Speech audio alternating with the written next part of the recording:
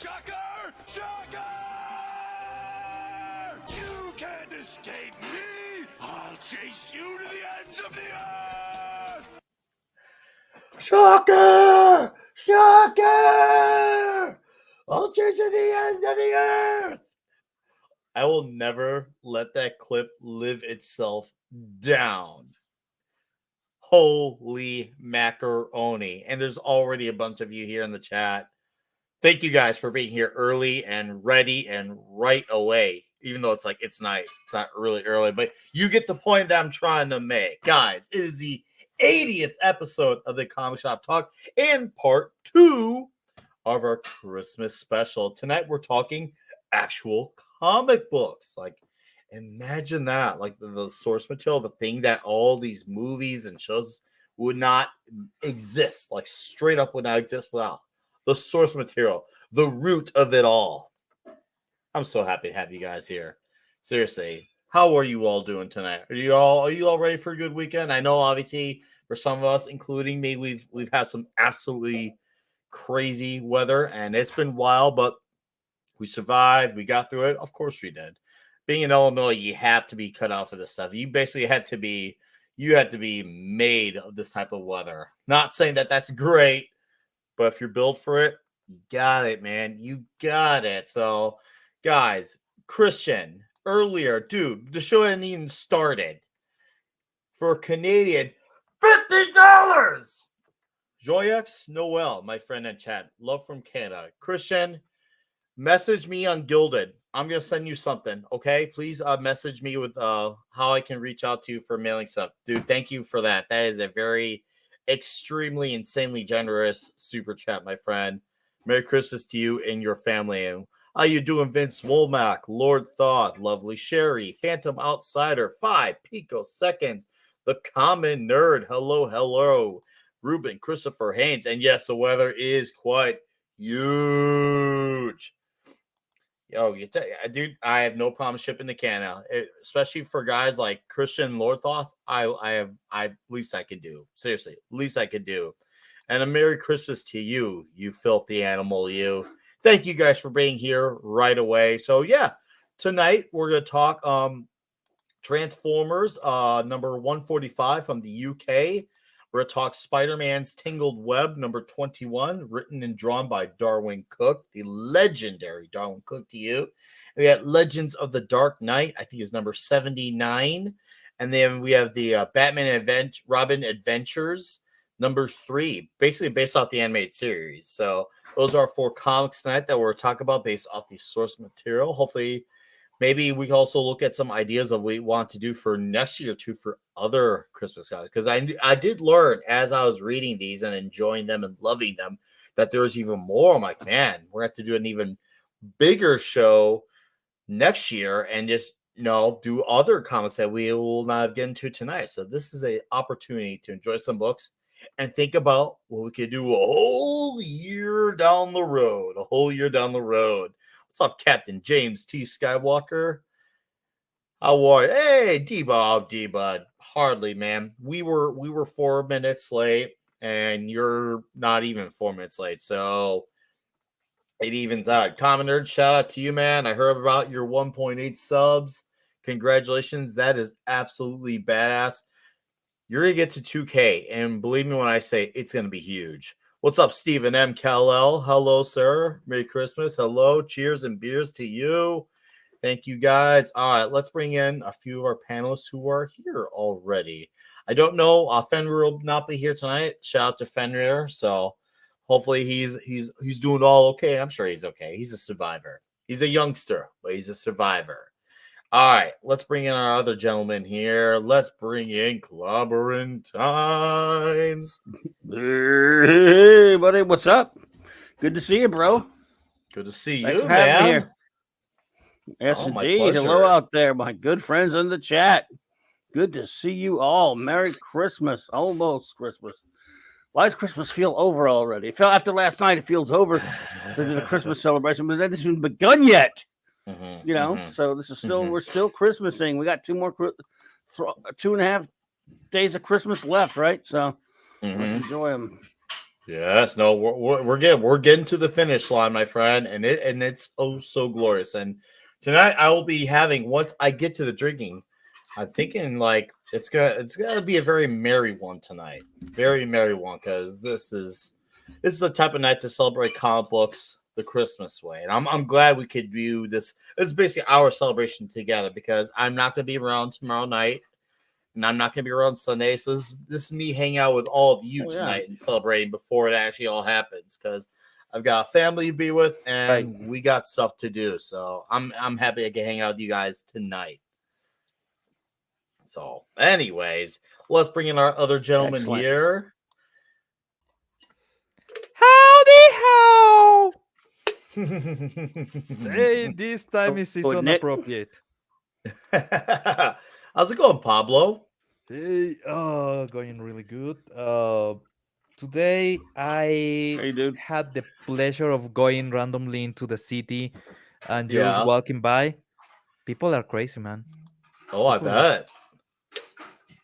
I didn't knew people were so crazy, but goddamn, I'm happy. Mhm. I normally don't really leave my house Mhm. because goddamn, do people really need random shit that much? I don't know it's know. Christmas, but I guess. yeah, I don't know. I don't know, yeah, but buddy. Look at that. I don't know. I just don't know, my guy. You gotta be careful out there. You having any bad weather there, or whatever, Pablo, or no? no, I was watching on Twitter. You guys have some crazy weather, right? Mhm. Yeah. Oh, dude, Even we do. yeah. It's rare for us. Yeah. Yeah. That's Damn. that's just a Monday for country. us, though here. Yeah. It's not big for you guys. It's big for us. It's not big for you. Yeah, I'm freezing, and I love cold weather. that should tell you Oh. something. Even Claudia says he's freezing. Yet here we are. Wow. Oh, No, yeah, man. I saw even some people doing streams got disconnected and everything. Today has been crazy because of the weather. Mhm. Yeah. Mhm. Yes, So sir. yeah, no, here in Ecuador, weather is crazy all the time. What we have around my city, because it's on the top of a volcano, is thunderstorms like crazy and some shakes Uh-huh. because the volcanoes in my area are actually active. So Wow. yeah, that's part of the fun if you are if you are here. Mm. Wow. Any day the Tungurahua goes boom and it's gonna be glorious. And I will be dead, but it's gonna be a glorious death. Wow. Dang, So duder. I'm glad you See- got power, Nick. Well, yeah, no, I'm lucky. We had it out for a very brief moment, and I was like, Oh. and I obviously we all know that we talked to Ironcast earlier. He had it out for yeah, quite some time, and I'm glad he's back up and running. But man, hopefully it stayed that Hopefully it way sticks. because yeah. We lost water for a while today, believe it or not. What? You lost water? I was afraid that the pipes burst. I was going to. dude. Mm-hmm. I was hoping the pipes had not burst, but we didn't cover them properly or whatever. But Mm-hmm. so No. By the way, Pico Second says that he had the pleasure of watching the Toradora Christmas arc. Dude, that's one of the best in anime, one of the best Christmas arcs of all. But tomorrow I will be watching the disappearance of Suzumiya Haruhi. That is the ultimate Christmas movie. Is literally a Christmas movie from Japan, and it's about God, not the God that you think. This Mhm. god is a high school girl that can reshape the universe if she gets bored. So everybody Mhm. tries to make her just the world fun enough so she doesn't destroy it. Mm-hmm. Is one of those crazy stuff that happens on Japan. But yeah, the movie especially is about an alien android that steals the power of God to reshape reality because she wants to be a normal girl. Oh wow. Yeah, Actually, Joe lost her power during FNT. Wow. wow. Oh yep, my. I saw that. Woo. Wow. Hopefully, her and her husband, Mark the Cyborg, are okay. Shout out to No, Mark and X-Ray. Carry Yeah. on, Pablo. no, it's just anime is crazy about Christmas for some reason, and it's Hmm. interesting. Yeah, So tomorrow I will be watching that, and maybe I'll do a video about that. But if you want to watch something really Christmassy from Japan, Hmm. Disappearance of Suzumiya Haruhi, you cannot go wrong. Okay, okay. Good to know. I'm kind of curious myself. All right. Oh, hey, what's up, Radioactive? I see you there. I also saw Frankie Knows and Just Hey, Fire Jim. How are you all? Welcome. yeah. All Lovely right. Sherry's here too. Hey, Sherry. Oh, of course. Always gotta get the special notification. Shout That's out to right. the lovely Sherry. Merry Yes. All Christmas. right. Let me get okay. So I don't know if Caster is here or gonna be or not. So Caster, I'm gonna where are try you? to hold off on the Transformers book. So we're gonna start off with. Let me get it set up here. We're gonna start off with Batman and Robin Adventures number 3 to get the show rolling. Now that we got an audience here, it's time we can get the show kind of moving. So, And I may have a surprise for you later. ooh, For Nice. everybody. oh, A very good. little surprise. Well, Okay. it won't be a surprise to people who, but for most people here, it will be. So good. No, that's good, man. All right, so let me get this here. Share screen. All right, where are we? Okay, here we are. All right, Batman and Robin Adventures number 3. Okay, so obviously I never read this comic book until today. Mm, Today. And I'm so glad that I did because it Yeah. makes me think about how many times I overlooked these comics back in the 90s. Well, Yeah. before my mind was more open to DC, when I was a lot more closed off.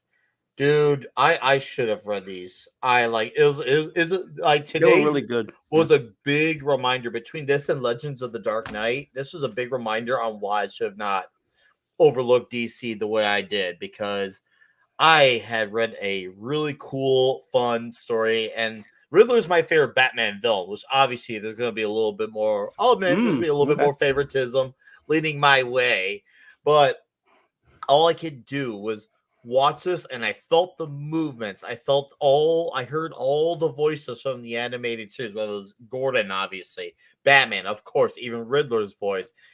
I love this book because it's just a really fun Christmas like story of what happens when Riddler's doing his evil deeds, basically. And you see he's got a whole plan. But you look at the animation and it feels like storyboards, from the show.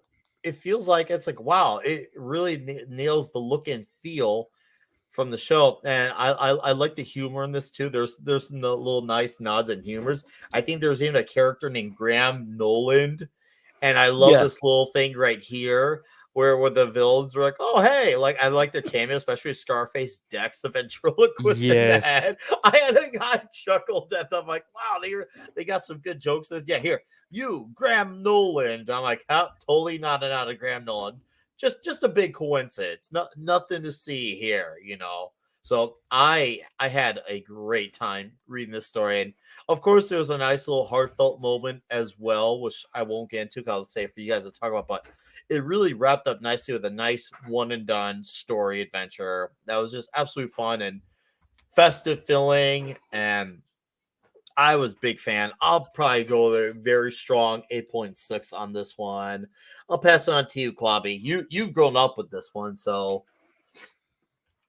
Oh well, I believe this is, of course, this was I think the second series that they did based on the animated show, if I remember correctly. This story was, of course, by Paul Dini, Ty Templeton. If I remember correct, I'm going to go and pick it up so I can see it there. Rick Burkett, yeah. So, it was a fun story where basically it takes place at the what do you call it? Peregrinator Club. What do you say? yeah, I Periginator thought Club, about that actually. too. The Periginator Club. Is that Periga, The Perig, Periginator. It's the Periginator? Periginator. Yeah, isn't it Peregrinator. Peregrinator? Yeah, Peregrinator Peregrinator. Club. Yeah. Well, just a mouthful. Thanks a lot, Paul Dini. The Per Club. How about that? Yeah, And for sure. it's a club that have, of course, basically originally established as a gathering place for gentlemen adventurers. The Purgator Club is clearly a throwback to another era and an antique, not too different from the collection of relics it houses. It's basically this was something that it was a club that the elite, elitists and stuff of Gotham bring their sons to, that sort of thing. Yeah. And Riddler breaks in, and he's basically holding it up. Said, I read it way back when it first came out, and then I read it again a couple of weeks ago. Wow. And so it's already been 2 weeks. And now, so I'll have to I'm looking at it now, refamiliarizing myself with it because my short-term memory is garbaggio. Riddler breaks in. I'm looking at it now. No, you're looking at it over there. Mm-hmm. And let's see here. He broadcasts that he has taken over the club. One of those things. Stealing something from the Joker there, right? Yeah. Yeah. Because we had the Joker criminals. Oh, no, I'm missing it for Legend. Yes, Graham Nolan. I didn't say that. Oh, yeah, the Graham Nolan. I chuckled from that. I still love that. A lot of the plan from the Riddler on this part is just straight out of the Joker, using the gas and everything. Yes. Yep. Christmas with the Joker on the comic book and with very Swap similar with to Riddler. that. Yes. Yeah, so Riddler is basically he's telecasting it. And of course, who shows up but Batman? Batman goes in, and I love the bit where he finds in memory of our friend Thomas Wayne, a plaque and a picture of his father, which adds the personal element to the story. Now, if anyone else wants to kind of take over a little bit here, I think so. Paul, I mean, I'll add one more thing. I like how it's all about Riddler thinking he knows Batman's identity. Oh, Riddler, you may be smart, that bit was great. You're still off the mark with a few things. All right, Pablo, go ahead and talk about this book. The fun part of his deductive process is that's the process that Bane uses to know the identity of Batman. So, and I will be really honest about this kind of comics. For a long time, I saw them as lesser because, you have the Batman comics and you have the animated series, and both of them feel different, feel like different realms.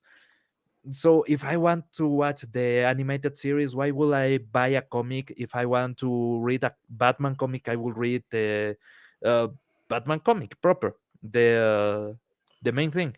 So I didn't really care about these kind of comics for a long time, and now I see how wrong I was, because this actually was really, really entertaining and really, really good.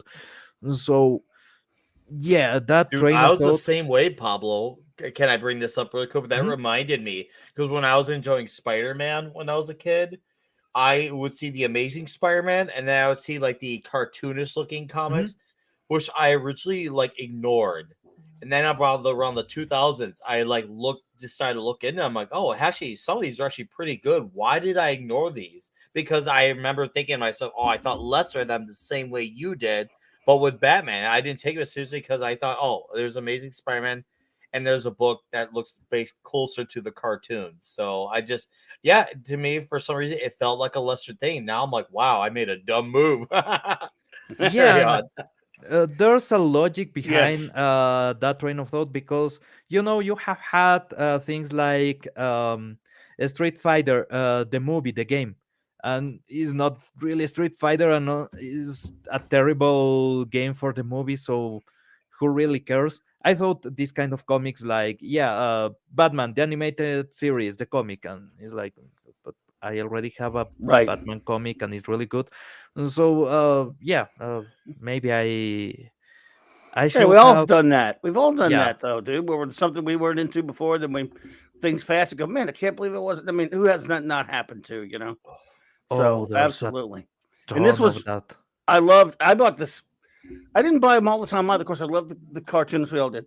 I bought sporadically. I bought it because sometimes, like if I saw Paul Dini's name on the writing credit, that I would buy it, because of course he didn't. He wrote for the show.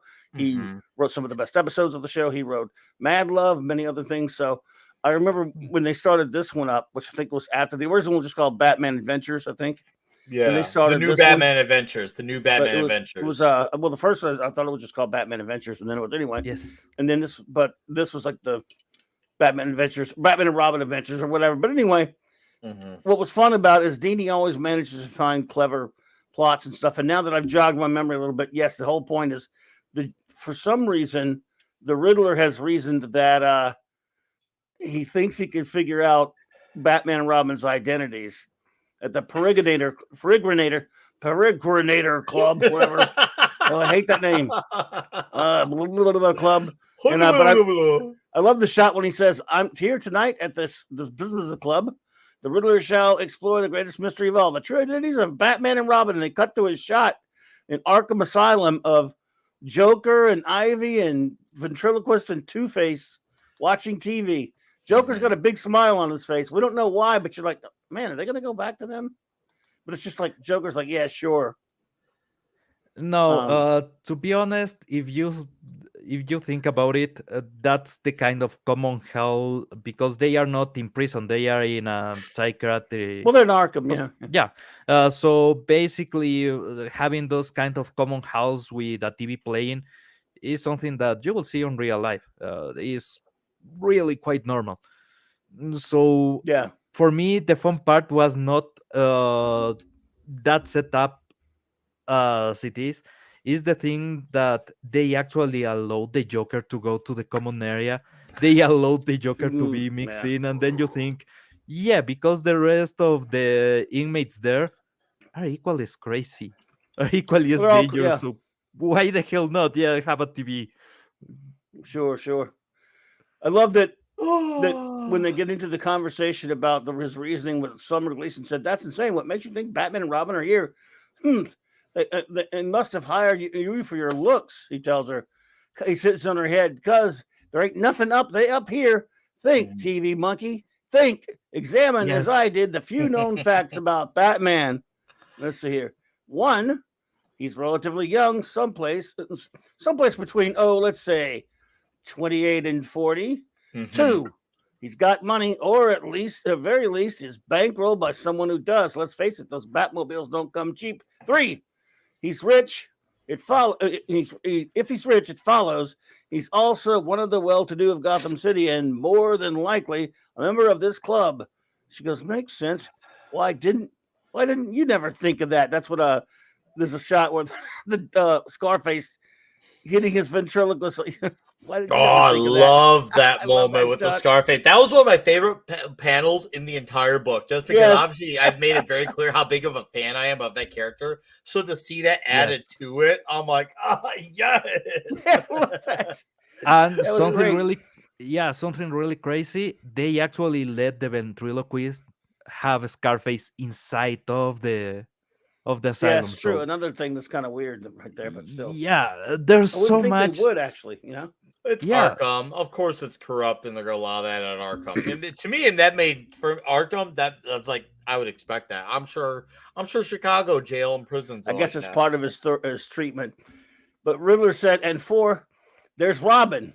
If he's our mystery man's son, brother, third cousin twice removed, whatever, I'm sure he has some familial link to our dear Dark Knight, just as I'm sure they're in this room right now, which is great because they weren't yet.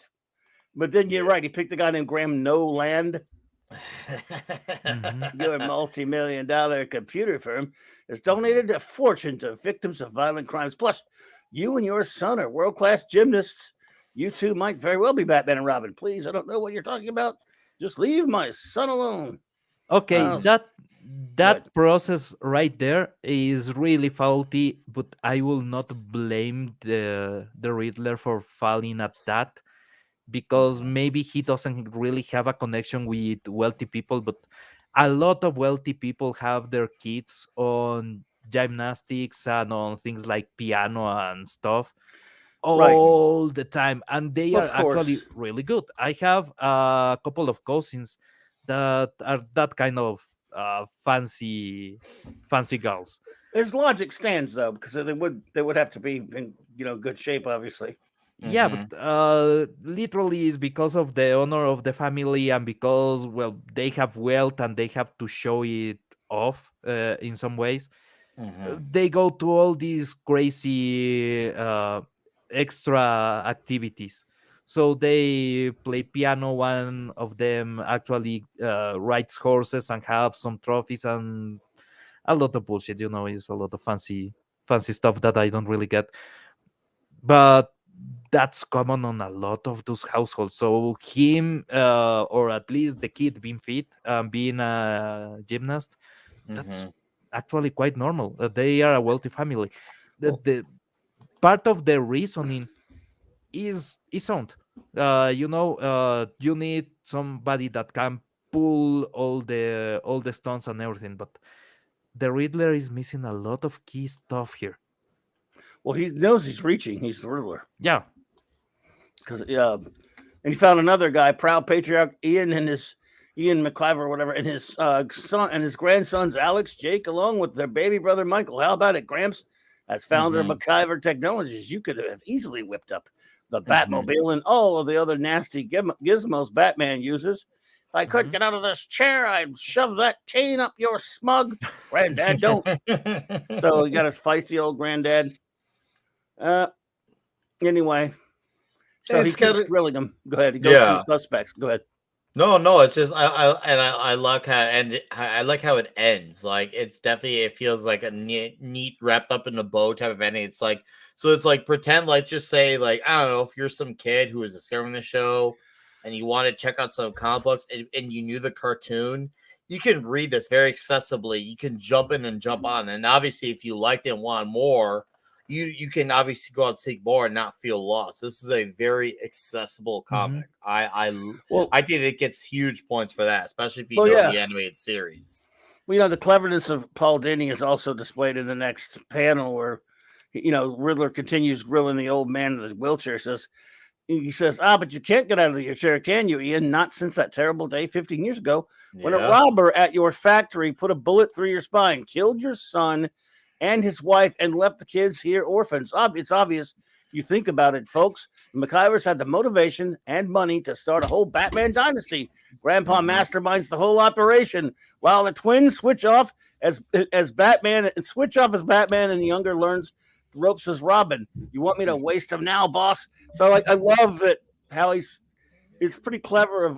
That's what clever element to this story where Dini has this guy so barking up the wrong tree, but some of the stuff is they're decent guesses. Like it would be some sort of criminal tragedy. It would be someone on a vengeance quest and things like that. Yes, it is the train of thought that Bane uses to discover who the hell is Batman and Yeah, start Mhm. chasing him. Who has the Mhm. money? Who has the reasons? And obviously, yeah, the more tragic your background, the more reasons you will have to be Batman. Who has the technology access? So Bane actually searches for some things that the company is doing, and not only if the company is into just doing fancy stuff, is what kind of technology, what kind of assets, what kind of researchers. And that's how he came up with the theory that it has to be Bruce Wayne. But the Riddler is using exactly the same pattern. He is Mhm. just misreading everything, and that's the fun part. He's just completely out of the target, but he yeah. could be so perfectly on target. It's just Mhm. Well, Batman even says when he and Robin are in the Batmobile, he says doesn't. He says doesn't know. Riddle's made a few lucky guesses. But Mhm. if you were really convinced we were in the room, he'd have already shot two people. Mhm. mhm. Wow, Mhm. taking it seriously there. Yeah, that must be why he yanked the TV crew. And so if we weren't in the crowd, Nigma wanted to be sure he had our attention. He seems to Mhm. be slipping. This time he Mhm. didn't even give us a riddle. There's always a riddle. You just have to know where to look, says Batman. Mhm. That's so like there's always a riddle, Batman Robin. You just have to know where to look. It's seriously. Oh, Caster. Oh, No, hi, McClobby. Jairo. What's up, Caster? No, but Hey, before I buddy. have Caster go, McClobby, that's what I love. Like all the dialogue, it feels like it's lifted straight from Oh dialogue from the yeah. show. All the characters, Yes. you Mhm. identify them all right away, and you hear all their voices from the reporter up to and including the Dark Knight himself. This really just feels like a great lost episode of the show. So. Yes, it would have been a cool episode. Oh, I know, right? Like I can even forgive it if it was basically like a I guess you could call it a B version of Christmas with the Joker, because it essentially it was, but it was still really fun and entertaining. Once again, there's a lot of humor in this thing that clearly landed. All right, now I want to just acknowledge real quick Abigor, Grim, Boosh, and TZ. Nice to see all you guys here. Thank you for dropping by.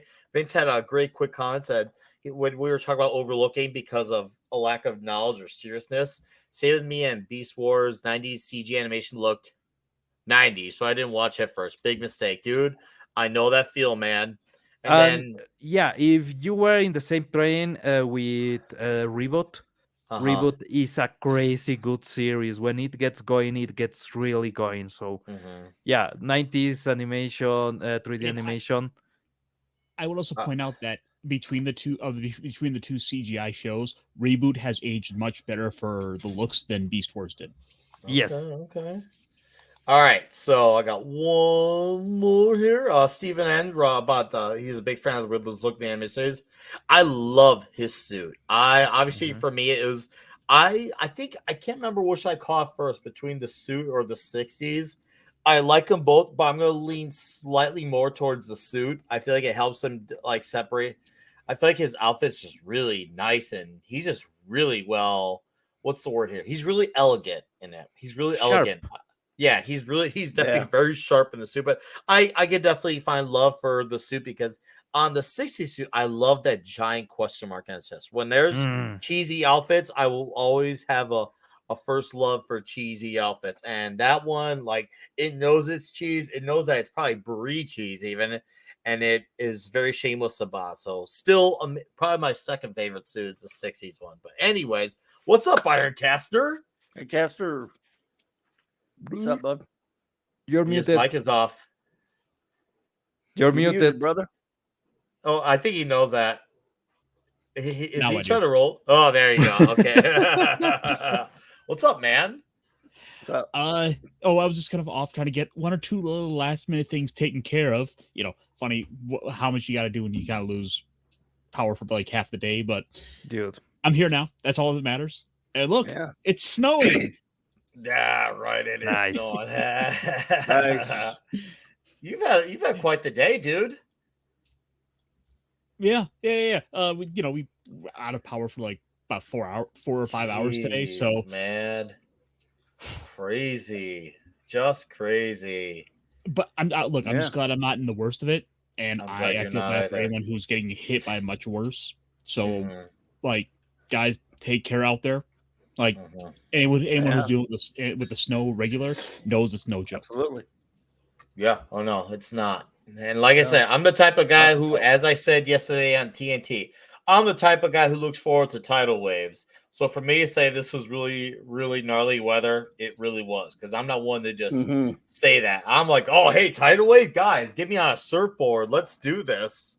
So yeah, no, I'd say Chicago's getting to be MAGA weather.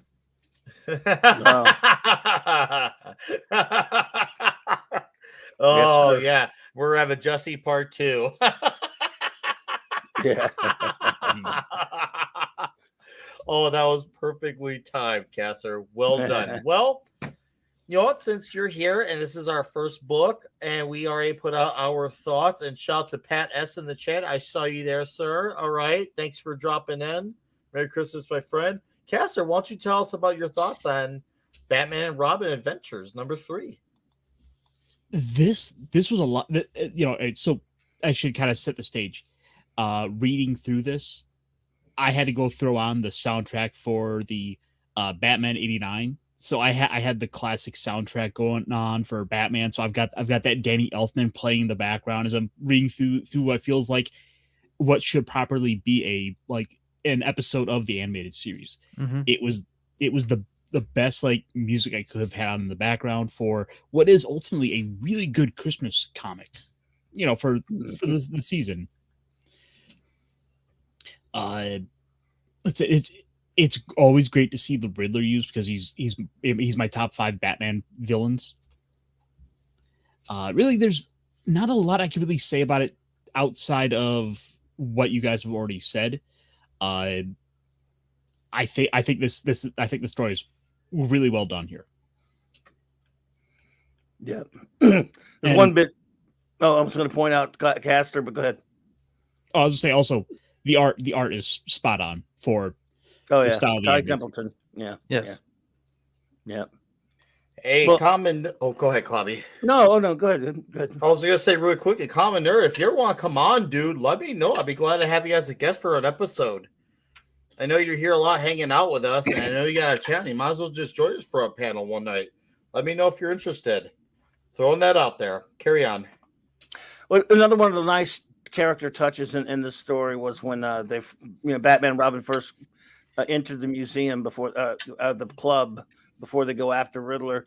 When Robin's looking, he says, "These are the club's founding fathers." Looking at these pictures, and Batman says, "That's right." He says, "Oops, damn it, I lost my place because the thing jumped on me." He says, "That's right.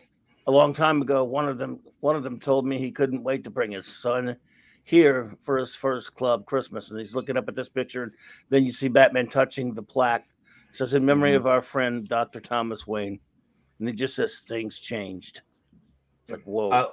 That's a Christmas chill right there from Batman. Like, because his father never got the chance to bring him. And then boom, they just spring into action and kick ass Batman Robin style. Agree. I love how when you read this, you could feel the emotions from the story because obviously we all know Batman's story. Yes. And anytime we see these worlds, you can feel the heaviness in these stories, and you really do feel the heartfelt emotions from these. Like it's such a wonderful story. Seriously, I absolutely I had such a good time with this book. Like I said, it's Christmas with the Joker, but with Riddler. But I still had so much fun, and it gets so many points in so many other ways. So seriously, I think Batman is actually really good for this kind of stories. Oh, I know. Because right? he is that tragic character that actually part of everything is that he misses his family, he misses his loved ones. And that weight is something that you can express really good on a Christmas setting. So the two stories that we read with Batman for Christmas, both are connected to that, and the TV episodes that we saw actually are connected with that. He's the kind of character that will be alone and will be doing this kind of work on Christmas because, well, Christmas is at the same time painful and meaningless to him.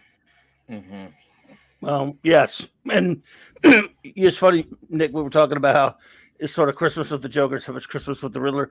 It does also, unlike, for example, stupid movies like Batman Forever, which, Tommy Lee Jones, instead of playing Two-Face, he just plays the Joker as Two-Face. Jim Carrey. That's so accurate. Jim Carrey, instead of playing the Riddler, he just plays the Riddler as the Joker. Everything, the Joker's the template because idiots who make movies don't understand these characters.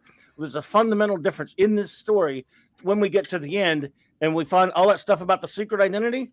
That's the kind of crap the Joker would do because it would entertain himself. Batman, makes he finds out and he uncovers that secret identity stuff didn't mean anything to the Riddler. It was to cover up the actual theft he was stealing. And so it was a smokescreen. The Riddler is not the Joker. He is different. And all of his, he likes to outwit Batman. He wasn't trying to embarrass Batman, humiliate Batman. He wants to he wants to outthink him and outwit him. But he's not like the Joker. He won't do it for. Riddler's more self-defeating. Riddler more self-defeating. Although I don't know if the Joker might be worse because remember, he really just did all that stuff at Christmas with the Joker so he could put a pie in Batman's face. Yeah, that's true. Yeah. He's all about the gag. Right. Riddler was the literal using Joker. Exactly. As a smokescreen, it was the secret identity crap. It was really just he was at the end of the episode of the story here, we find it was just him a head fake so he could steal that he had that truck worth of stuff from the club. And Batman Yeah, figured but it out, of course. even Batman at the beginning of the story says that the Riddler will not do something like this without a riddle. Mhm. And Exactly. the riddle is, why will I do this? Because Exactly. it's completely Exactly. meaningless. Right. He said there's always a riddle, Batman. You just have to know Robin, you just have to find it. Yeah, Mhm. so the whole action is the riddle itself. Why will he do Yes. something so nonsensical? Well, because he needs your attention. That's all. Mhm. I was kind of expecting when they cut to Arkham Asylum that when you were seeing the Riddler announce his plan to unveil the identity of Batman, for Joker to like spit out a drink or do something and sit up and go, "What?" No, actually, with the Joker, I Yeah. will expect something more like, who cares? What else is on? All right. So I want to acknowledge a few great human beings in the chat. Keely Chow, Diesel, how are you guys? 5 people had a great comment here that was worth noting. He said, "It's Christmas with the Joker, but with Riddler, as if that's a bad thing." Exactly. That's No. why That's why we're not gonna. That's why we're not no. here to dispute. We're just trying to acknowledge that we know where it comes Right. from and what to compare it to. That's And all. they're It's all very about point of different. reference. Yes, Yes. there is definitely Yes. the difference. So, anyways, Christian Delorme, Christian, you dude, you already gave me a very generous amount before the show even started. It said Slayer 69. Oh, let's do it since we have 21 people here in the chat. Huge. Read it. Love you, love you, man. Hey, since I got you while you're here, shoot me your mailing address on Gilded because I'm gonna send you stuff finally. And my guy Eric K for $2 says Merry Christmas, toxic people. Merry Christmas, Merry Eric Christmas. K.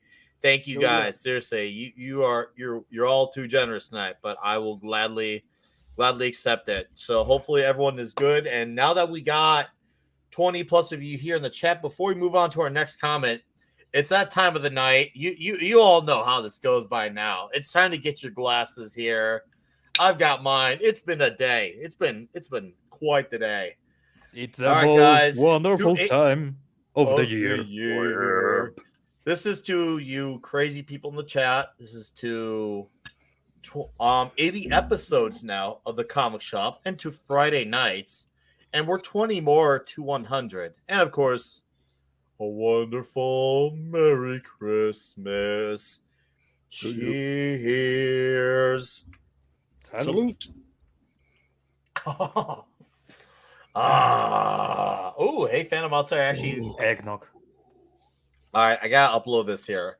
Just FYI, a peregrinator is one who travels about. So basically, this is the Gotham version of Adventurers Club of New York. There's also the Ends of the Earth Club. Mark Twain was also a member of Ends. Oh, thank you for that insider knowledge, Phantom. Appreciate that. And there was also the Diogenes Club that Oh. Sherlock Holmes' brother started. Castor. He's This stuff's having gonna work for me. moonshine. Didn't start. Wait, doing- is that banana moonshine? Dude, that's freaking like Here, I'll banana zoom in pudding? real quick. Here, just keep it right there. make sure that pops on. Old Smoky banana. What Oh, is whoa, dude. Oh, Dude. Okay. I dig it. Right? I love I can't even banana show it 'cause pudding. it's got like this. It's got like this creamy white color, but and The jar. there is like no pretty. alcohol taste to it. This is dangerous. Like I'm gonna be You're emptying gonna half be this feeling good bottle. tonight. Yeah, dude. Actually, the last show we had, I learned the power of eggnog. yeah. I love, yeah. Dangerous. Very. Especially the eggnog like that. All right. Yeah. Okay. Oh, what's up, Real Weight Nation Gaming on Twitch? Nice to see you here. All right. So, anyways, now that we got Batman and Robin number 3 out of the way, we got a robot book. We've never done robot books here. And we got to give our shout to Castor here for laying out this suggestion. I'm glad that he did. This would be Transformers number 145. And he says based out of the UK, if I remember correctly. Yeah. So to kind of refresh the story, when Marvel Why don't you was go first? confirming- Go ahead and go when- first. Just go ahead and put your thoughts on so the- everything. So yeah, the quick synopsis: when Marvel imported the Transformers comics to the UK, they had a bit of a shorter run to them, so it was a book coming out weekly, and so they would take a book and they would split it in half. So they were effectively going through 2 months worth of books within 1 month by putting out 4 issues a month. They got into a problem of, we're going to run out of source material. So then they went and hired a guy, Simon Furman, who went and started to write a bunch of stuff, and he's kind of become like the go-to guy. He was the what was it, Larry Hama or Walter Hama for G.I. Larry. Okay. It was definitely Larry because he created Snake Eyes. Yeah, he was the creator of Snake Eyes. Yeah, so Simon Furman was the Larry Hama of Transformers. A lot of staples that we kind of know of that have hung around have stayed around since this. And yeah, there's a couple of fun little, Transformers comics here. And one of them is about everyone's one of the best-selling figures and characters of all of the entire franchise, one of the most popular ones around, Starscream. And of course, it's what more. First off, the cover alone, it's Christmas. And man, I can now that when I looked at this cover at first, I didn't really understand. To me, it's just a cover. But now that I've read it, I'm like, oh, I get this cover now. I get. Also, this made me want to read Transformers. Straight up, this is my first ever Transformers comic I've ever read.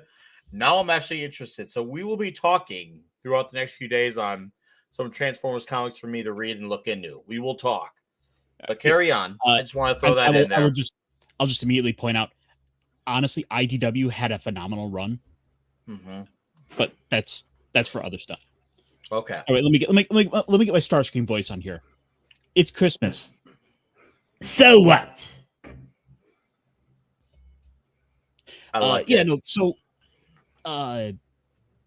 the issue here is about this abandoned Starscream who is so basically so far from home. He doesn't have anyone to turn to. He's one of your villains who's I pull up my own end. Yeah. Go ahead. Can I say something really quick about the punish? Why Starscream was on the Stacy's pot and everything? The Autobots are kind of assholes. Oh yeah. It's established that if a Transformer stays in one of the Stacy spots for too long, their mind basically goes completely bananas out of the just sensation of being nowhere and not existing. That was one of the things that came on Transformers Beast Wars, that they had that Transformer that could not actually transform, was a transmutant or something like that. Was broken because of the effects of the Stacy's chamber. So when the Autobots decide, Starscream is going into one of these spots just to be imprisoned for some time, the Autobots are assholes. What a terrible, terrible punishment, and I mean it. Condemned to craziness by loneliness and despair. Yeah, charming. Optimus, great work. Go ahead, Caster. I know you were going. Yeah. So I mean, ultimately, this is a story about a character who he doesn't have anyone to turn to, and who's feeling particularly homesick.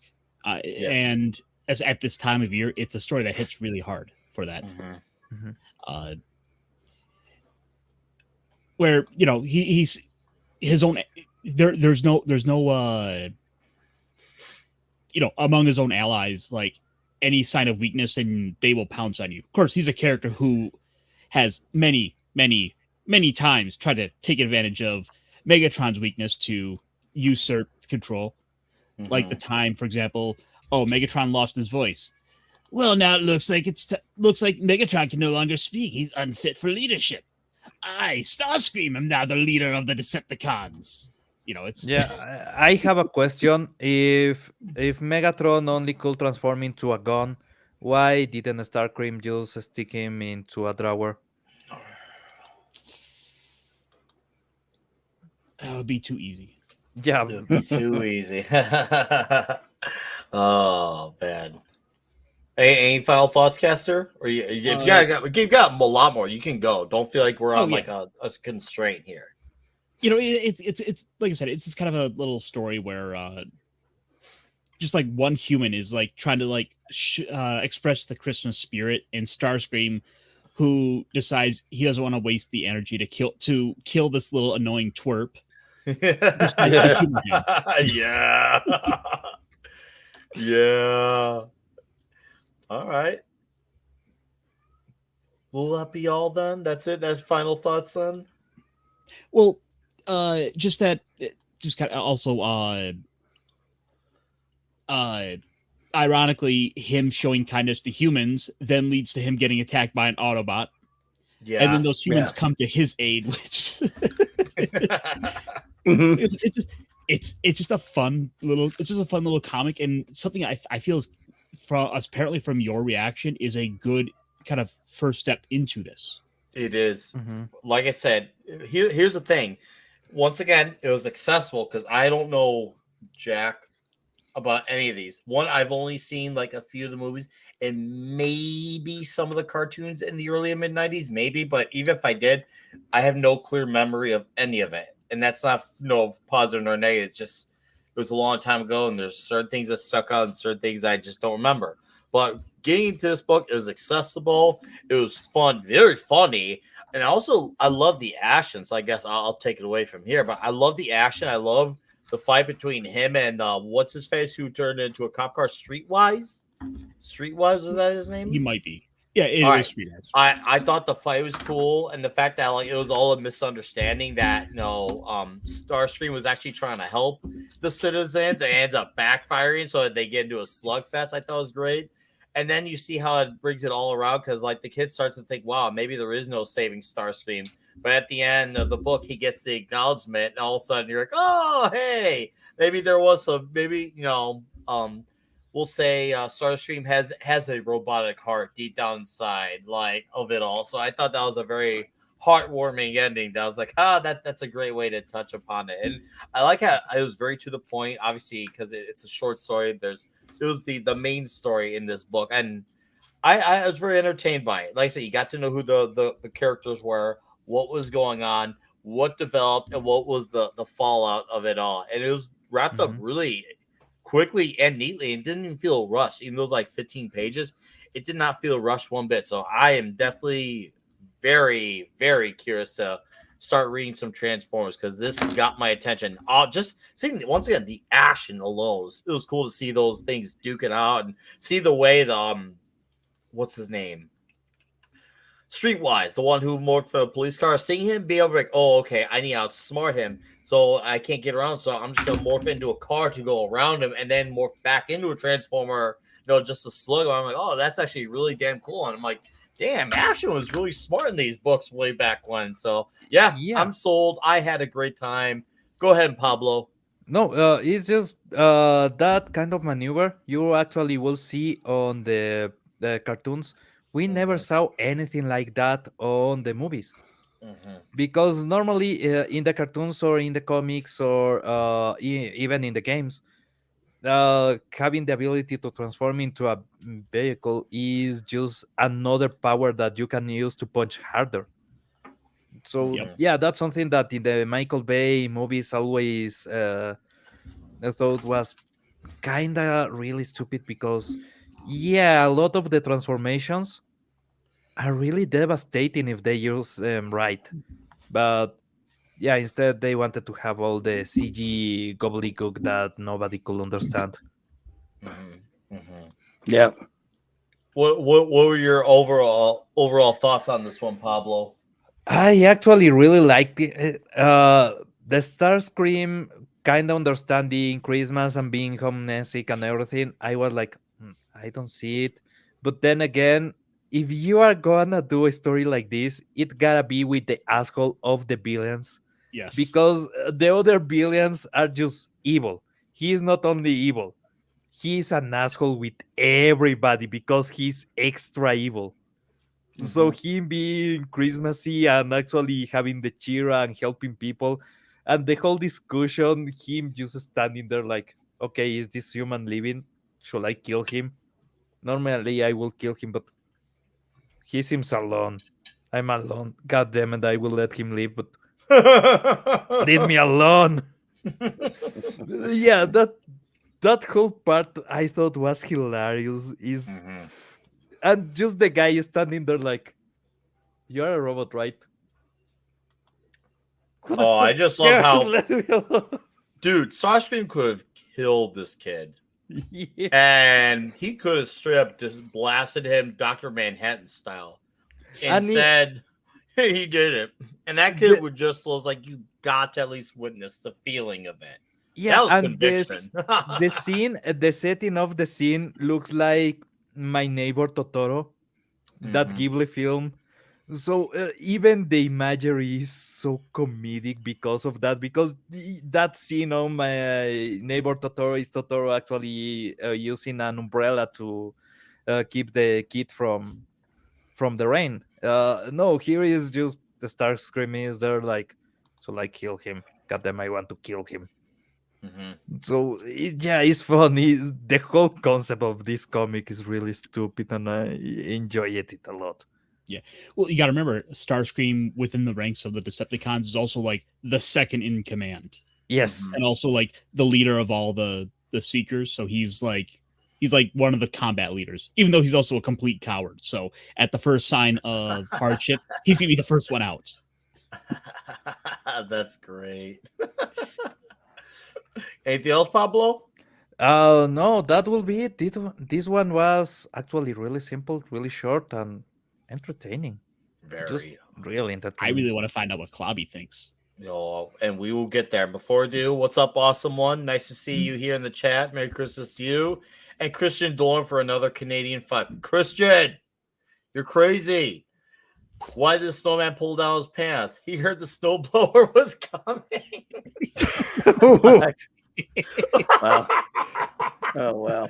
Thank you, Christian, for $5. Thank you more for that joke. That was amazing. Nice. Good Christian Christmas. he must be enjoying a few drinks tonight. Nice Christian, Christmassy joke. Yeah. love it, dude. Thank you for the jokes. All right, Klobby, go ahead and talk about this heartwarming book. Well, I've never ever watched in a second of anything Transformers, so it would stand the reason if you haven't watched it, you probably never read any of the comics. Would be right. So, and I have not. Yeah. And I read this one, and I'm glad I did. I really enjoyed it. It was a lot of fun. It was lighthearted, clever, British. Obviously, since you can see the Marvel UK of it because it's very British in its with its sense of humor. I liked the bit where I liked Starscream. Just as annoyed as he was with the kid who barely got it. You thought he would have killed him at one point, but let him live, and then realizes that it would when he's attacked by the Autobot, the Streetwise, where he when he decides he'll help the people now just to spite him, and he kind of did it just because he now, to be contradictory, he or at least that would be his facade. Yes, He helped the people just to throw it in his face. I enjoyed that bit of it, and then at the end when he just turns back into the a-hole again, and he says, tells the kid, he said, "You misunderstand my pleasure, human. I was merely happy to see the humiliation of the Autobot. You don't mean that, do you? I mean, is that really all the incident meant to you? I don't know what to say except, well, Merry Christmas." The kid walks off in tears and he laughs. Starscream laughs, and then you see a shot in the middle panel. Pretty good art by Ian Rember. I like his last name, Red Dwarf. Actually, some strange look in the middle panel of a side view of Starscream's face, whatever emotions that Decepticons can have. And he turns and goes, "Oh, Merry Christmas, kid," and it ends on that panel. Fun, lighthearted stuff, and a little bit, touching in its own way, even though they're robots. So, they're bots anyway. But they're also sentient beings, obviously, right? From what I know of Transformers. Mhm. So, yeah, I think this is, and especially since I enjoyed it, and not knowing much about Transformers, if I were a big Transformers fan, I would really just I'd have been excited about this even more. And Mhm. but it was really good stuff, and it's a nice recommendation, Ironcaster. Very thinking out of the box there. Yeah, no, seriously, thank you. I was really happy I read this as well. I was like, man, he got me. Son of a bitch got me. Yeah. So you did your A lot job of fun. and you succeeded and then some. Yes. So I'll yeah, take it. I had fun and we will be talking about Transformers in the future. So cheers to that, my friend. Guys, thank you once again. We're now into the show. Thank you for being here. I know obviously this is the weekend where a lot of stuff is going on. Families coming in. I get it. Not everyone's here, but the fact that a lot of you are, thank you for being here. Shout out to Michelle and O'Rourke Johansson. Thank you for dropping in.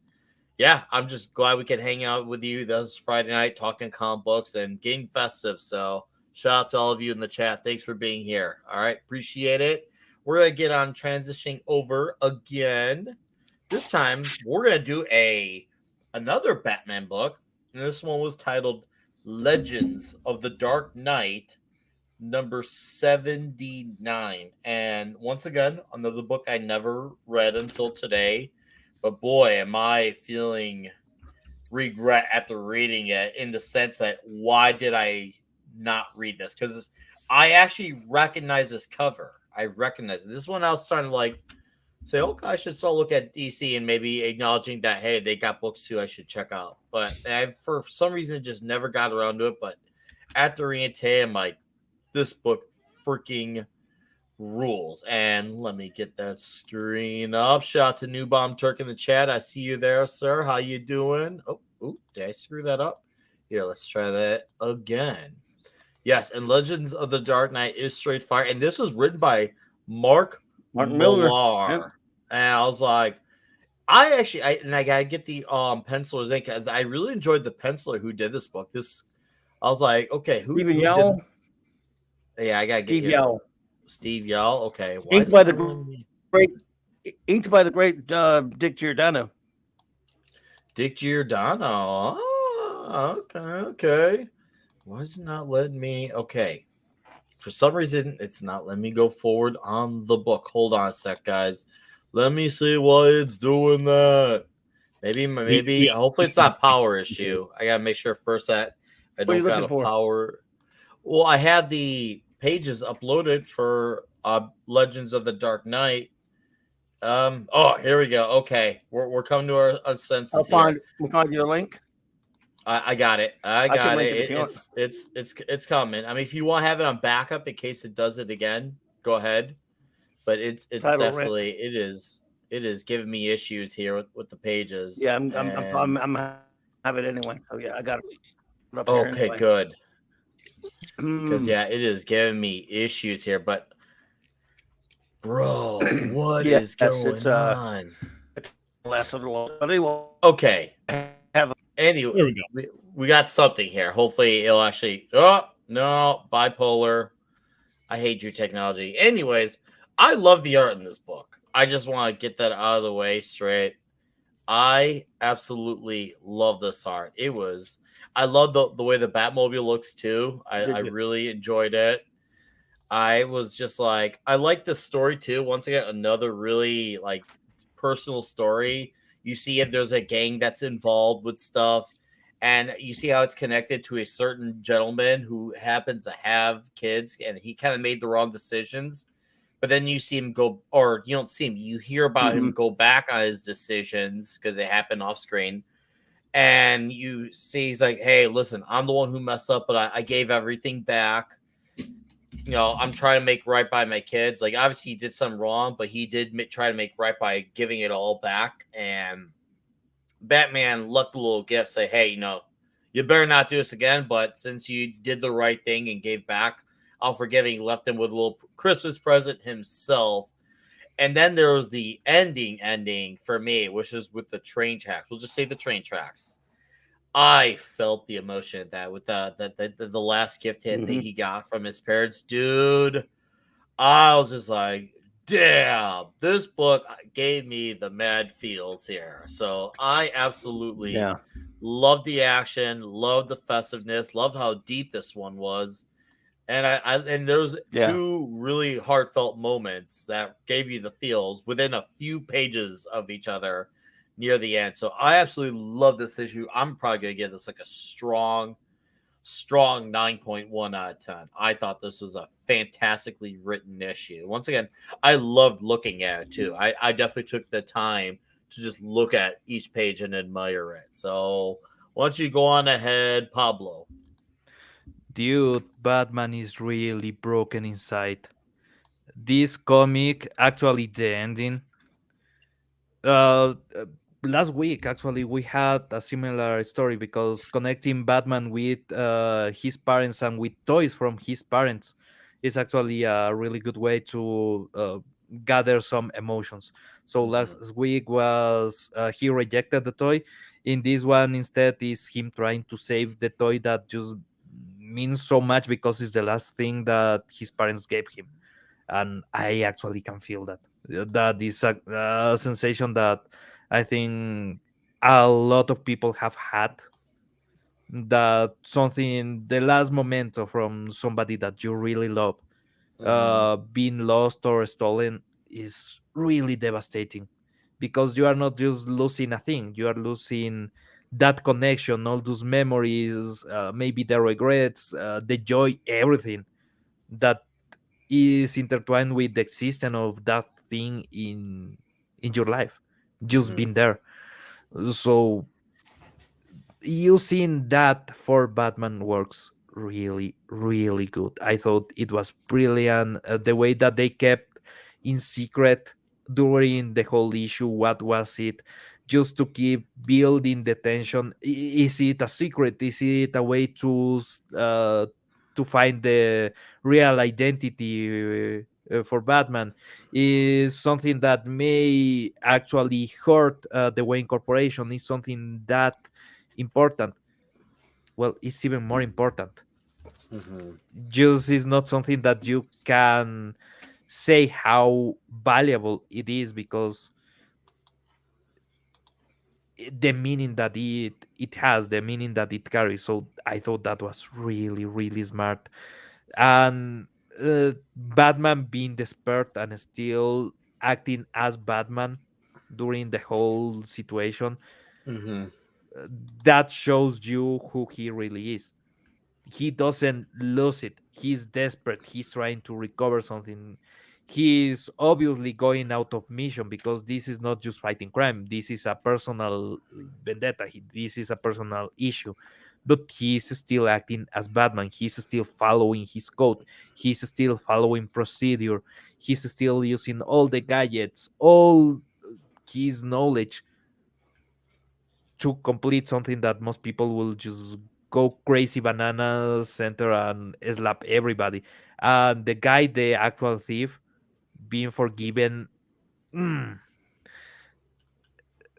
if just that moment wasn't good enough, because you can actually cut the comic on that part, Mhm. and it's already a great ending, finding out the toy, that this comic is really, really stupid good. Let's be honest, this is a 9.5 easily. It's freaking Easily. phenomenal. Batman has so many great moments, not to between the train tracks, and obviously where he Yes. spared the guy, and then with Tabitha too is blind, which I actually did not notice at first. And I'm like, oh crush, she is blind. It just Batman is this Mark Millar really nailed the Dark Knight in this Mhm. book.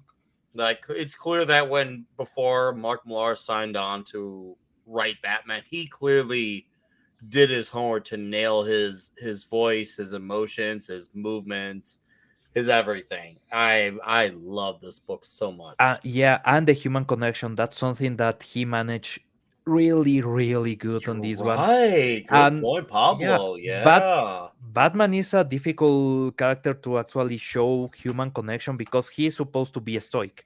He's Mhm. supposed to be separated from that human part. So giving him so many points where you can feel his humanity and he never changes his attitude, he never changes the act. Mm-hmm. That is actually really good, and that shows you a lot of what Batman really is, of what Bruce Wayne really is. Yeah. So yeah, I Yeah. really enjoyed this one. Mm-hmm. All right, Caster. There's a lot I really like with this book. Mhm. Getting to see the Neil Adams style suit for one, the color Suit scheme. looks It so good. Oh, carry on. Sorry, I had to. It just looks so good. Yep. No, this is such a human story. Ultimately, it's a guy who had his home broken into and had his toys stolen. His, which is really kind of takes away from it now that I say that. I feel like Yeah, sounds the story of a kid, but if you actually analyze Batman from that angle, he's kind of kid. He is stuck in the idea of we need a superhero for some, I will say, even naivety. So him Mm-hmm. acting as a kid, going for his toy, but yeah, mm. that like I said, between that, getting to see a more classic Batmobile, like it's the one that looks a lot like his original Batmobile, with the front of the car. Mm-hmm. Mm-hmm.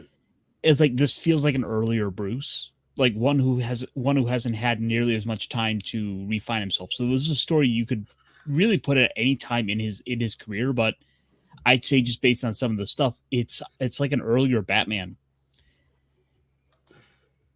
And what I find really interesting is like here at the end, he still has his old room. Like like the toys are all basically still out where he had left them, and Mm-hmm.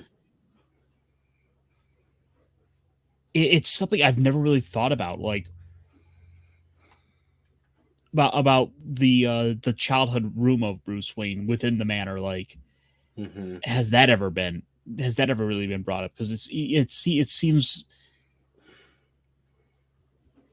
like odd, because like you would think that if anything it would be like the parents' room would be as they left it.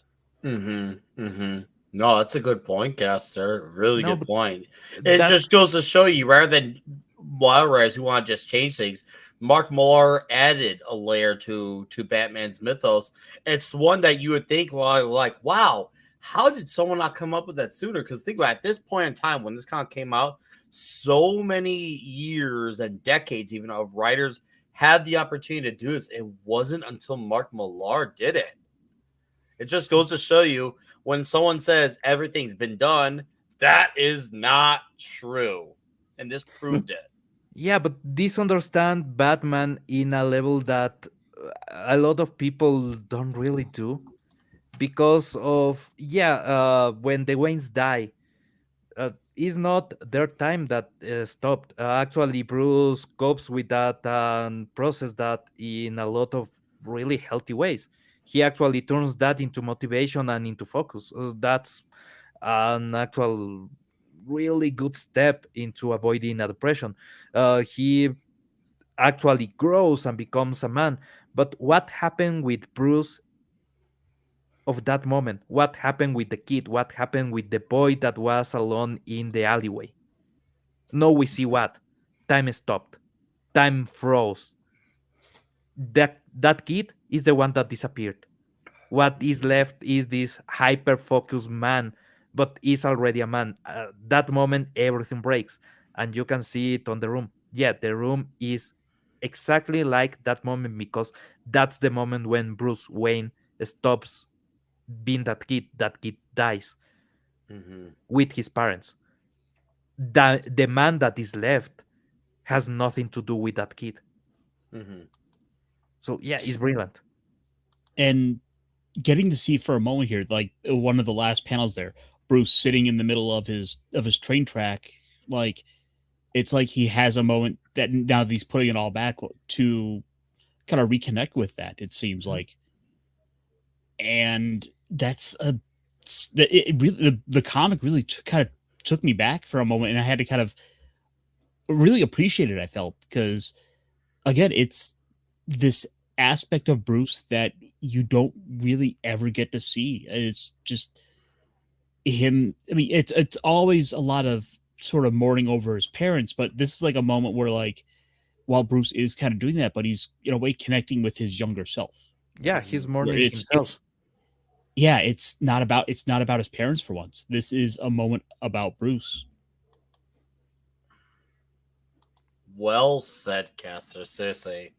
Well freaking said. What's up, Pod Racing Palpatine? I see you there in the chat. Hey. No, dude, this book was absolutely phenomenal. I absolutely loved it. Every page of it. Seriously, once again, I can't stress how much I love looking at it too. Even the train looks amazing. Yes. Just look at the I was just thinking train. that. Looks amazing. Like seriously, the inking, the colors, it really nails what would feel like a Christmas gift of a train. It really does. Yeah, Such- it's gotta be a diecast. Fucking Bujosi. Let's be honest, Bruce had the best toys. Mhm, Oh yeah. He still has. mhm. The Batmobile, best toy ever. All right. Well, I take it that was your swan song statement then, Ironcaster. Yeah, this is the kind of book I really like, and I want to see more like this. I don't necessarily want, it's fun to kind of really get into some of the, like, oh, Batman fights the villain of the week, but I mean, just look at this last bit here, where it's like Alfred's being sort of the parent for him, like he normally is, but in a way where it's kind of like they both know what's going on here. Mm-hmm. Oh, He's saying, absolutely. he's basically, it's time for bed, Master Bruce, like he would have told him when he was 8 years old. Yeah, right. Agreed. All right, Clubby, it's your turn, my friend. I am curious to hear your thoughts. Well, again, this is Mark Millar early in his career. Was interestingly, he, he never wrote a lot of Batman stuff that I remember anyway. I mean, he was always, of course, he's written a lot of. It's funny, he's written a lot of deconstructionist crap that I don't like or whatever. A lot of edgy stuff, but he was always a big Superman fan. Superman's his favorite. So, Yes. But this was very early on in his career. This was I don't know if anyone's familiar with this book, but Batman Legends of the Dark Knight. It ran a good while throughout the 90s. It was it was different creative teams for different either one issue offs or multiple stories that they would move on. So, which was almost an anthology of a sort, really, but Batman stories that took place all over the spectrum of his lore or his his mythos, if you will. I like the Steve Yao pencils. Okay, I wasn't as big in love with them as you guys were. I think it was pretty good though. And Okay. Giordano's age. I'm actually amazed you even liked that. Shocked. Well, he's definitely aping Gibbons here. He's got a Gibbons style, which is fine. I like it, but there's definitely I can see a sort of a Gibbons style, also sort of even a Klaus Janson look to it. Kind of, you can tell he's influenced by a few people, even some of Miller's early stuff. I could see it, but he was good. And your first big splash page, which is your second page of the book, actually page 3 tells you all you need to know what era they're going for. Look at the Batmobile. There's a big, nice shot of it from the top. It's the 40s looking Batmobile. This short story is not taking place in the 40s. I'm not saying that, but it's got the big bat head on the front. It's showing that this love this look. I know you're not over the mood, but I love how this looks on here. Also, I like it. In the style of the toys that he had stolen. Right. It's definitely early on in his career that we're going for that look. And he's talking to Alfred. How's the party, Alfred? And anyone ask why I disappeared? He goes, I told them you had business upstairs, Master Bruce. Blonde or brunette? And he says, blonde, sir. I gather gentlemen prefer them. And then he's just, you can tell he says, how could this happen, Alfred? I can't believe it. And Alfred tells him, I'm afraid burglary is not an uncommon problem in Gotham City, Master Bruce, even with our security. Perhaps we should invest in a large dog with a taste for criminal classes. This is no joking matter. You know what they took, and you know why I have to get it back. He is not happy. So Batman has something very special to him taken from him, and he's decided to go full out looking for it. and he's decided to basically go on a tear. Hitting all of his his stoolies and just what Batman Mhm. does when he's looking for something Yeah. and Yeah. doesn't quite know what to look for. And of course, Mhm. also let's see, Captain Gordon, not Commissioner Gordon. Another indication this is early. Mm-hmm. So very early on in his career, he's been around a while, of course, but Mhm. um he's been around. Don't get me wrong, but it's still fairly early. It's a very touching story though, because we know that this is something that really meant a lot to him. I love these. This is one of my favorite types of Batman stories, even if it weren't a Christmas story. Is the shorter stories that don't have a lot of connective tissue to Mhm. any other thing in the canon. Just tell a simple story of Batman in the city doing Batman type things, or Batman fighting a villain doing Batman Mhm. type Mm-hmm. things. This could have been an episode of Batman animated series. Totally. Not the art so much, but the story has that feel. Just like the story we just read before of Batman. Very well done. We it's wow. I mean, I just liked it a lot. We The ending is very touching when we find out what it's at the end when we find out you guys have already talked about. We find out it's the last gift his parents gave him. Mhm. But before that, of course, you got the scene where when he tracks it down, he finds that man who was just trying to feed his kids, and he didn't steal it. He just took it, right? He took it. And He gave it some guy back. brought it with a bunch of stuff, Yeah. and We can actually we'll go to and those he gave it pages here. back. He In other says words, he you've been accepted it, but he holding didn't steal it. stolen goods. Right. You've been holding stolen goods, and he said that he gave them back. Is what he did. And he saw that, and he said no, he needed to feed his Right. He gave him kids, back. and he gave everything back. He still, even though he did wrong in the first place, he redeemed himself, and he understood why he would need to do time if he did. But he was really hoping because, well, you see, and I love that this issue mentions how a kid's gotta have their father around. I feel like that's Mm-hmm. that is very important that this issue Yes. mentioned they gotta have their dad around, and I was like, wow, that I felt And then that, Clubby. And then Batman is just, I mean, again, in classic Batman, okay, just don't do it again. Then leaves a roll of money on the with the guy and a bag of Mhm. stuff. Mm-hmm. It's just like God knows how many $100 bills are that right there. And so This was obviously that before he was turned the touching. Mac credit card. Of Mm. course, fortunately, don't leave home without it. I see you managed to cover it, Michael. Ugh. My Oh, favorite thing, Caster. last thing they ever gave me, I offered the last present for my mother and father, and I almost lost it. Not to what it said. It's safe and sound and in your old bedroom now. You're right, old friend, and right as always. It's getting late, Master Bruce. Almost dawn. Time for bed, I think. Yep. Yes, Alfred. Time for bed. And it just ends about So another good, Batman Christmas where he doesn't watch It's a Wonderful Life. dude. Right? Yep. Never get past the Another title. great episode. No, I seriously, I love this comic book so much. I felt like it's so crazy that this book had me. I don't want to say the word conflicted, but I felt equal emotions of joy and, well, maybe I don't want to say so, but you definitely felt the emotions of this book because of the train track and the father. This book definitely takes you on an emotional roller coaster, and it gets really heavy just on the last 3 or 4 pages. It's like, oh, you thought you had a tear jerking moment? Nope, here's another. Like Yeah. it really was like almost like the after credits scene equivalent. So Yeah. I go ahead, It Pablo. had that escalation, but I think one of the first things that this does right is making you wonder what is so important. Mm-hmm. Mm-hmm. Yeah, agreed. Yeah. What's up, Gutsy? Gutsy77. Hail to you, my friend. Thanks for being here. And Five Pico had a great comment here. I highlighted it. It says, what I love about Legends of the Dark Knight is that it's all canon. Or it's not that stupid, unreliable narrator excuse for a bunch of Elseworld BS Five Pigos nailing it here with these comments in the Mhm. chat. Guys, thank you for being here. Agreed. Hour 25 minutes into the show. It's nice that we got you all sticking around Right. here.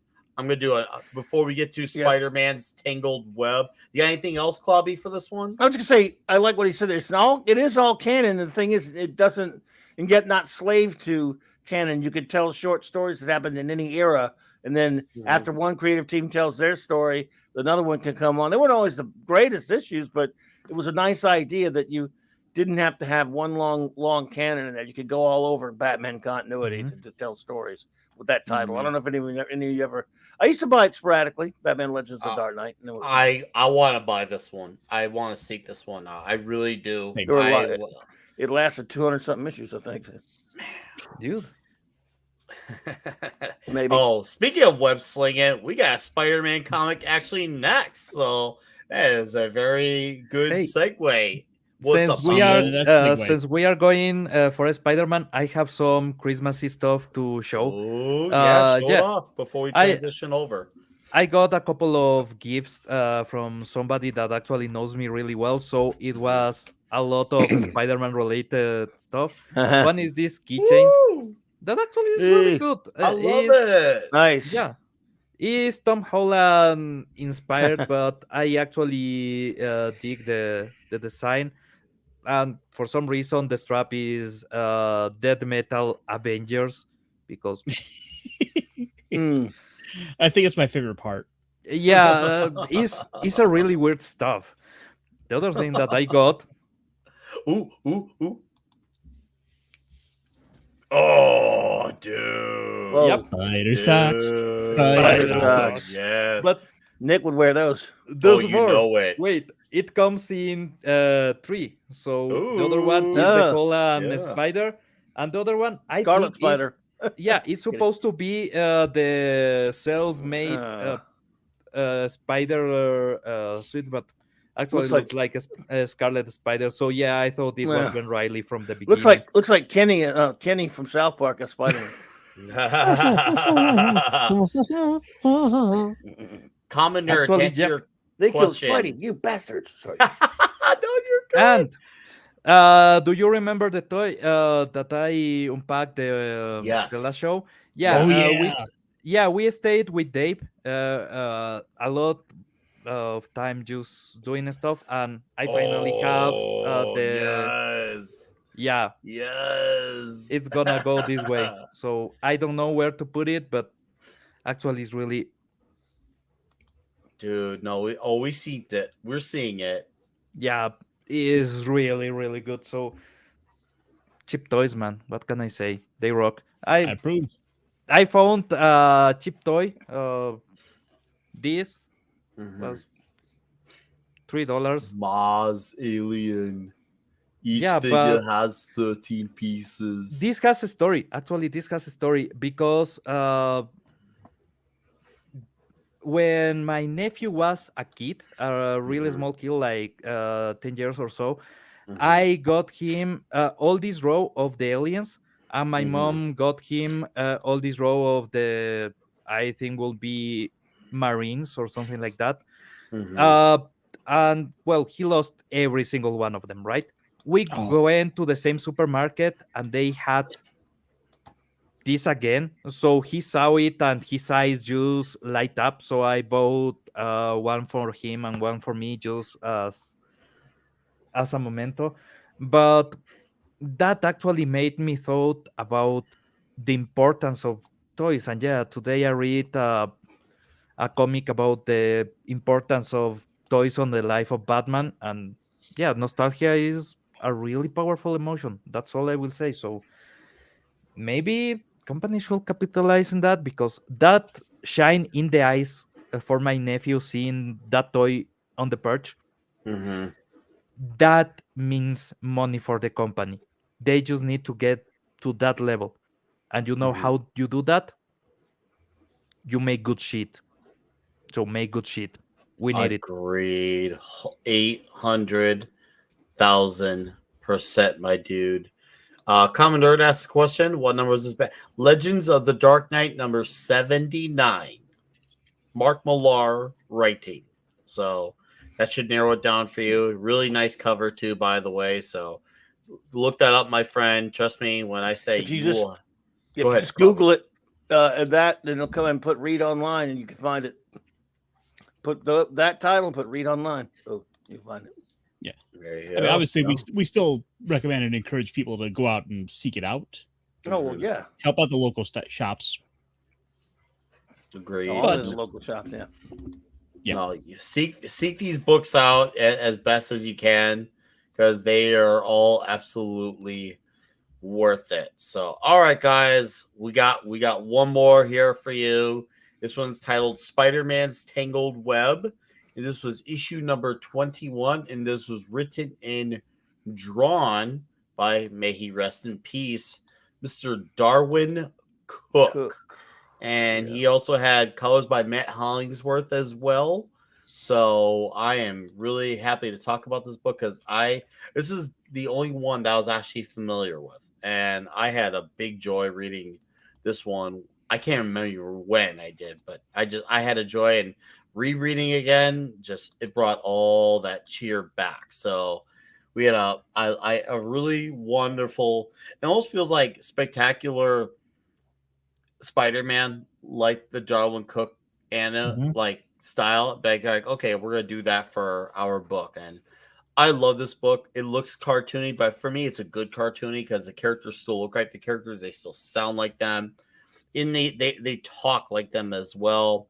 And it shows it acknowledges the greater Marvel universe, but also acknowledges how the people connected to Peter's life, whether it's his love life, his family, Aunt May, and of course then his employer as well, and all the people within the employer as well. And he had a lot of great action. He had a wonderful last page as well. I had a blast reading this book, and then we're going bipolar again. Please. Oh, there we go. I love this splash right here. I love this right here. Oh, it makes me feel good to see this. And if you look let me see if I can get rid of it here. There's one of these panels I had a big laugh at. If you see where it says for the clothing company Gap, it actually says crap. I laughed so hard because I never noticed that years ago. I never noticed that. So, like, look at this now. I laughed straight up. I literally laughed out loud. Look at that. I'm Wait, like, wait, that is wait. hilarious. These So that's the Spider-Man that I got. It makes sense now. Yeah, good. So now you know where it came with the dog cook. I love J. Jonah Jameson because once again, his emotional investment for Spider-Man overcomes all things, no matter what. even on Christmas, he cannot live it down. I love that. Of course, Peter brings the kids Spider-Man gifts. I thought that was great, and I love the banter between Ben Grimm and Johnny. I love their banter because their banter never gets old. And I love that they actually brought Crystal and Medusa from the Inhumans. And I love that they're going out shopping for a gift for Black Bolt. Oh, and of course, Flash Thompson being the biggest Spider-Man fan was always good to see him. He just has to be Spider-Man again. It never gets old seeing him try to be a hero. Like, you got to appreciate that underdog in him for that. And I love, once again, Sue just needs to cook some ham. And who would have thought a quick shopping trip would, of course, turn out into another, well, everything went wrong again type of situation. I love this book. And like the store, even though it's at Macy's, it kind of reminded me of this old toy store. I don't know how familiar you guys are with it. It's called FAO Schwarz.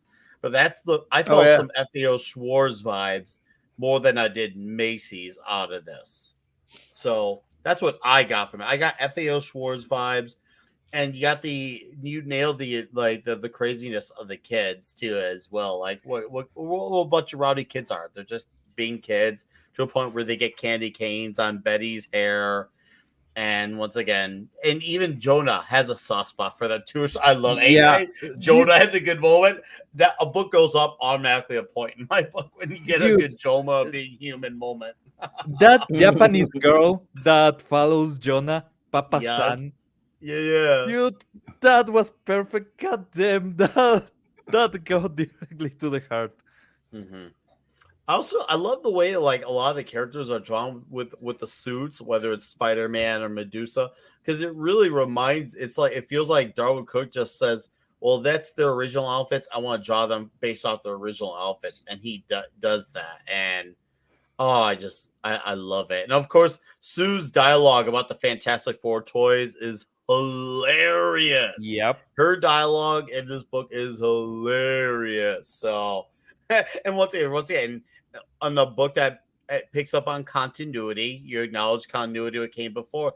Darwin Cook hit all the right beats for me on this book. He tells a story that could be self-contained, but if you once again know the greater Spider-Man story or know the Christmas stuff or anything about Jonah Jameson, you benefit that much more. Could let you know, hey, I know you read the story way back when. This is for you because we know some of you are still reading this from then. So I love it when writers do that. It lets me know that to them, these stories matter. That's the beauty because I love it when the story is good, but it's even a lot greater when it felt like it matters.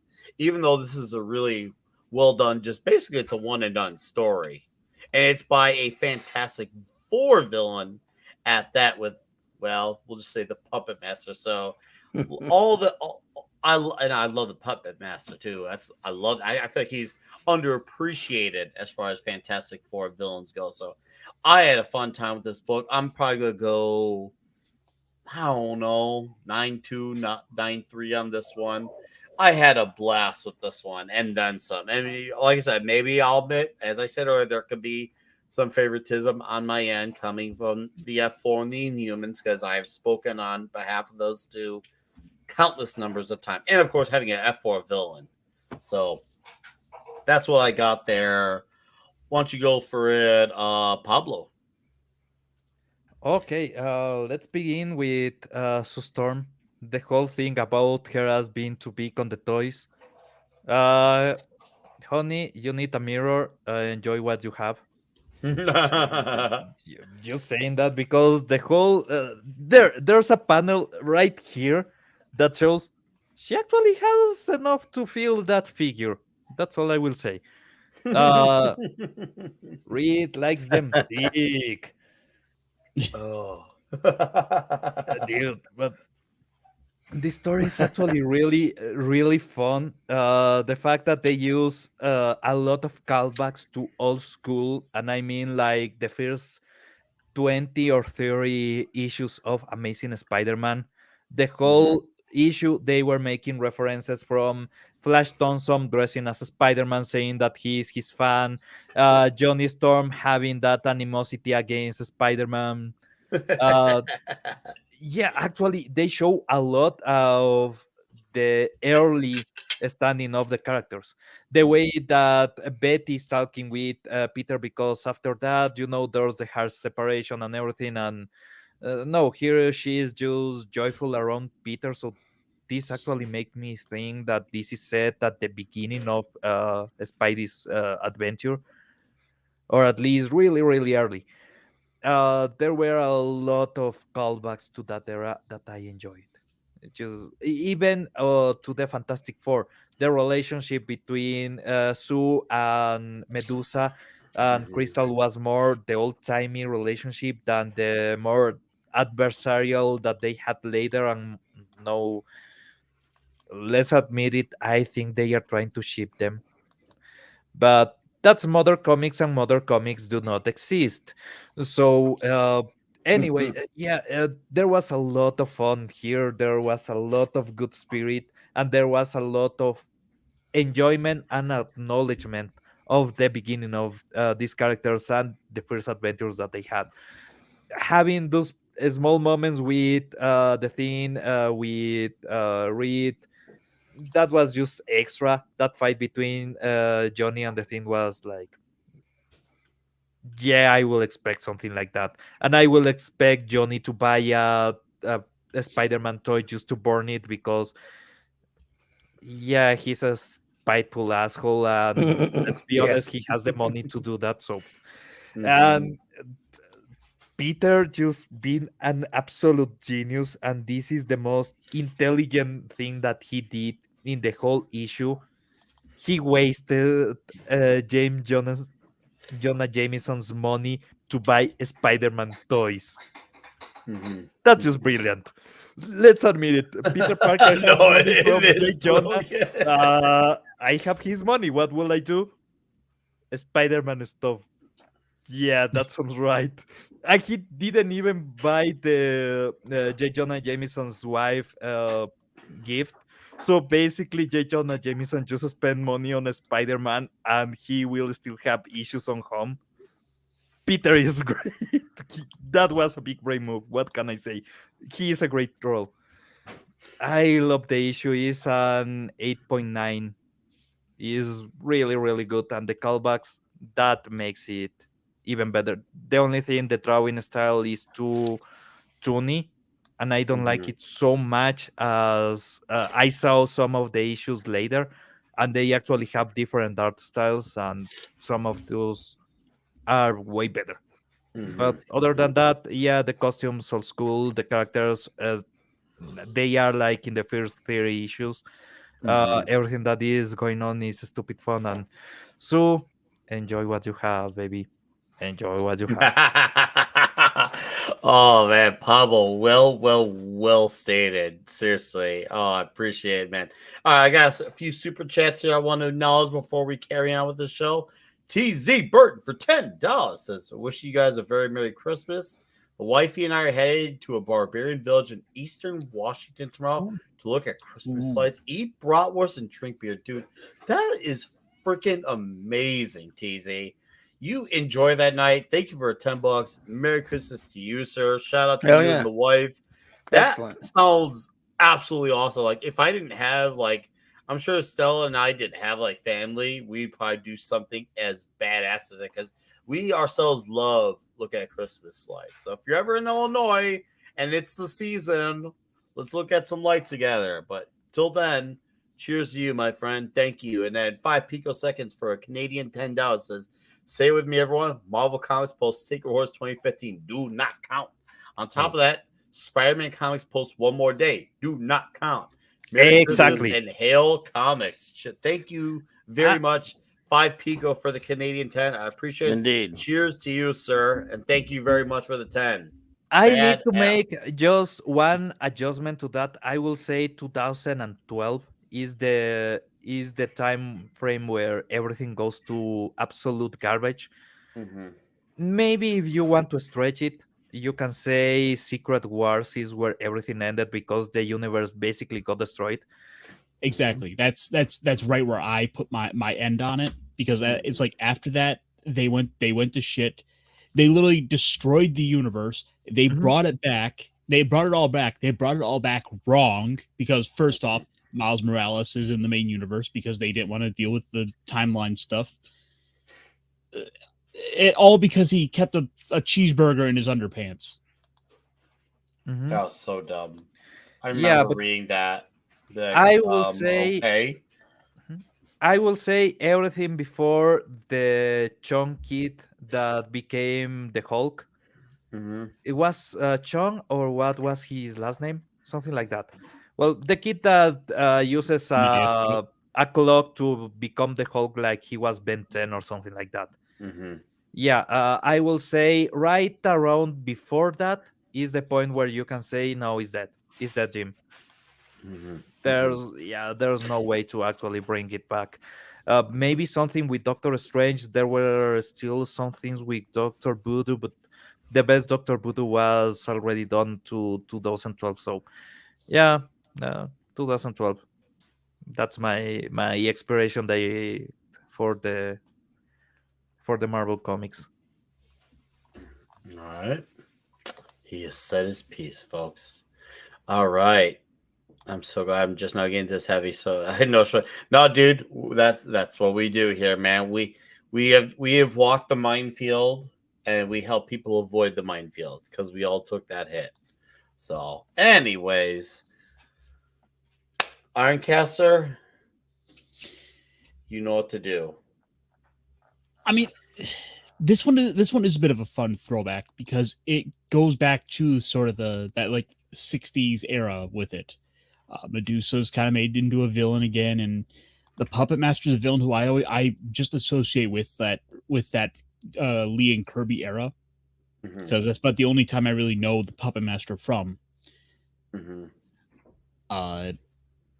It's just it. I don't really have a lot to say about this book ultimately, because it is just kind of a fun Christmas set book that really the only thing that really stands out for me is the art style. That's about the only thing that I feel that's really notable with this book that I don't want to say I hate. It's just seeing the Marvel characters in this style kind of throws me off a bit. It's like I can't quite put my finger on it. I like the style, but it's not quite a style I think of when I think of these characters. Like I can understand seeing that. Sue Storm and Yeah, it looks good on DC. In Marvel, is kind of out of place for some reason. It is out of place from Marvel. I feel like it's because here's the thing: when a lot of the pencilers do the cartoony style, either really works or really doesn't. And I feel like Darwin Cook really got it right, because once again, when I look at it, he loves doing the original suits of the characters too. Maybe that gives a huge point of it for me. I feel like this is like, if you want to have your kids read a good-looking cartoon-based comic book, this would be one of the good ones to have them look at, because it still looks like respectable art. But go ahead and go. I mean, just that's about all I really have to say. Is it's just a kind of a fun little book set at Christmas. It certainly doesn't do anything that like it kind of offends me in terms of like those like comic book reading sensibilities. I'm like, yeah, this was a fun read. This one I'm glad you recommended that I hadn't really checked out. I mean, the characters all kind of look like they're sort of those I think they're called Nendroid figures. It's kind of a chibi-ish style. So it looks like it's basically a series put out by like of action figures. This is more like that school that started after Batman the Animated Series, where everything had to be just American cartoony, but they were also pushing for more kid-friendly stuff, so they started to just toonify it. So it looks really weird. It's not even anime-ish or manga-ish. That I will say, Americans don't really know how to do it. The only people that I have seen actually pull it off and make it their own is Kamen America, because they have actually really worked on that style. But normally Americans cannot do manga style. They just break it, make it not flashy enough and too crude. Exactly. Kamen America just took it to the next level, made it completely American, and that's the joy. When Americans do American stuff, they do it great. When they try to do something else, they don't really. Is exactly the same as pizza. American pizza is great, but this American pizza is not Italian pizza. Is not the same and will never be the same. But when they make it their own, god damn, you know how to make it. So yeah, is the same as with this drawing style. Is not complete and is not enjoyable at all. It feels incomplete. That's the sensation. It feels unfinished. Like there's something else missing. And I think the animated series is the only ones that have completed it. Yeah. Okay. Yeah. Yeah, What's I think up, he said about all I really have to Stuart? say about it. What's up, Stuart Mitchell? How you doing, Dyrus? Nice to see you guys. Hey. Thank you for being here and dropping in. Yes, and we indeed. got my guy Raymond G. Stanley Jr. for 780. Merry Christmas to you all. I hope you all enjoy smiles and love these next weeks and forever. 2023 will be a great year. Best film ever is The Joker. Thank you for the 780, Raymond. I am doing great. Thank you. I'm looking forward to my weekend as well. I promise to have a great Christmas and a happy new year. And I hope you get in even equally as great, if not drastically better for you, my friend. And cheers and beers to you, sir. I love The Joker as well. too. So Oh, yeah. I don't know where I Yeah. rate him. but I love him. So. Although, can I be kind of pedantic and antagonize Go the ahead. chat just for a second? Go ahead. Yeah, you got a If you are qualifier. okay, if you are going with comic book villains, the Joker is one, if not the best villains ever. Oh, he's definitely one of the best. Oh, Yeah, if absolutely, you are undeniably. talking villains in general, not just comic book villains, I will raise you to Moriarty. Moriarty is the best villain ever conceived in any medium. The only Mhm. issue, they forgot how to do it after Doyle. Mhm. Mm.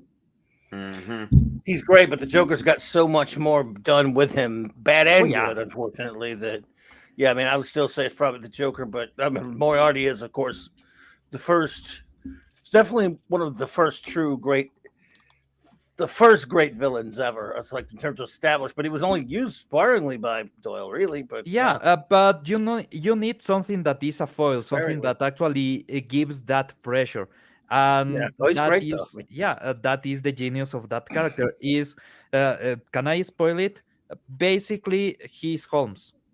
Is Moriarty's Holmes. If you finish the whole history of the character, ends up that Holmes was trying to go against himself.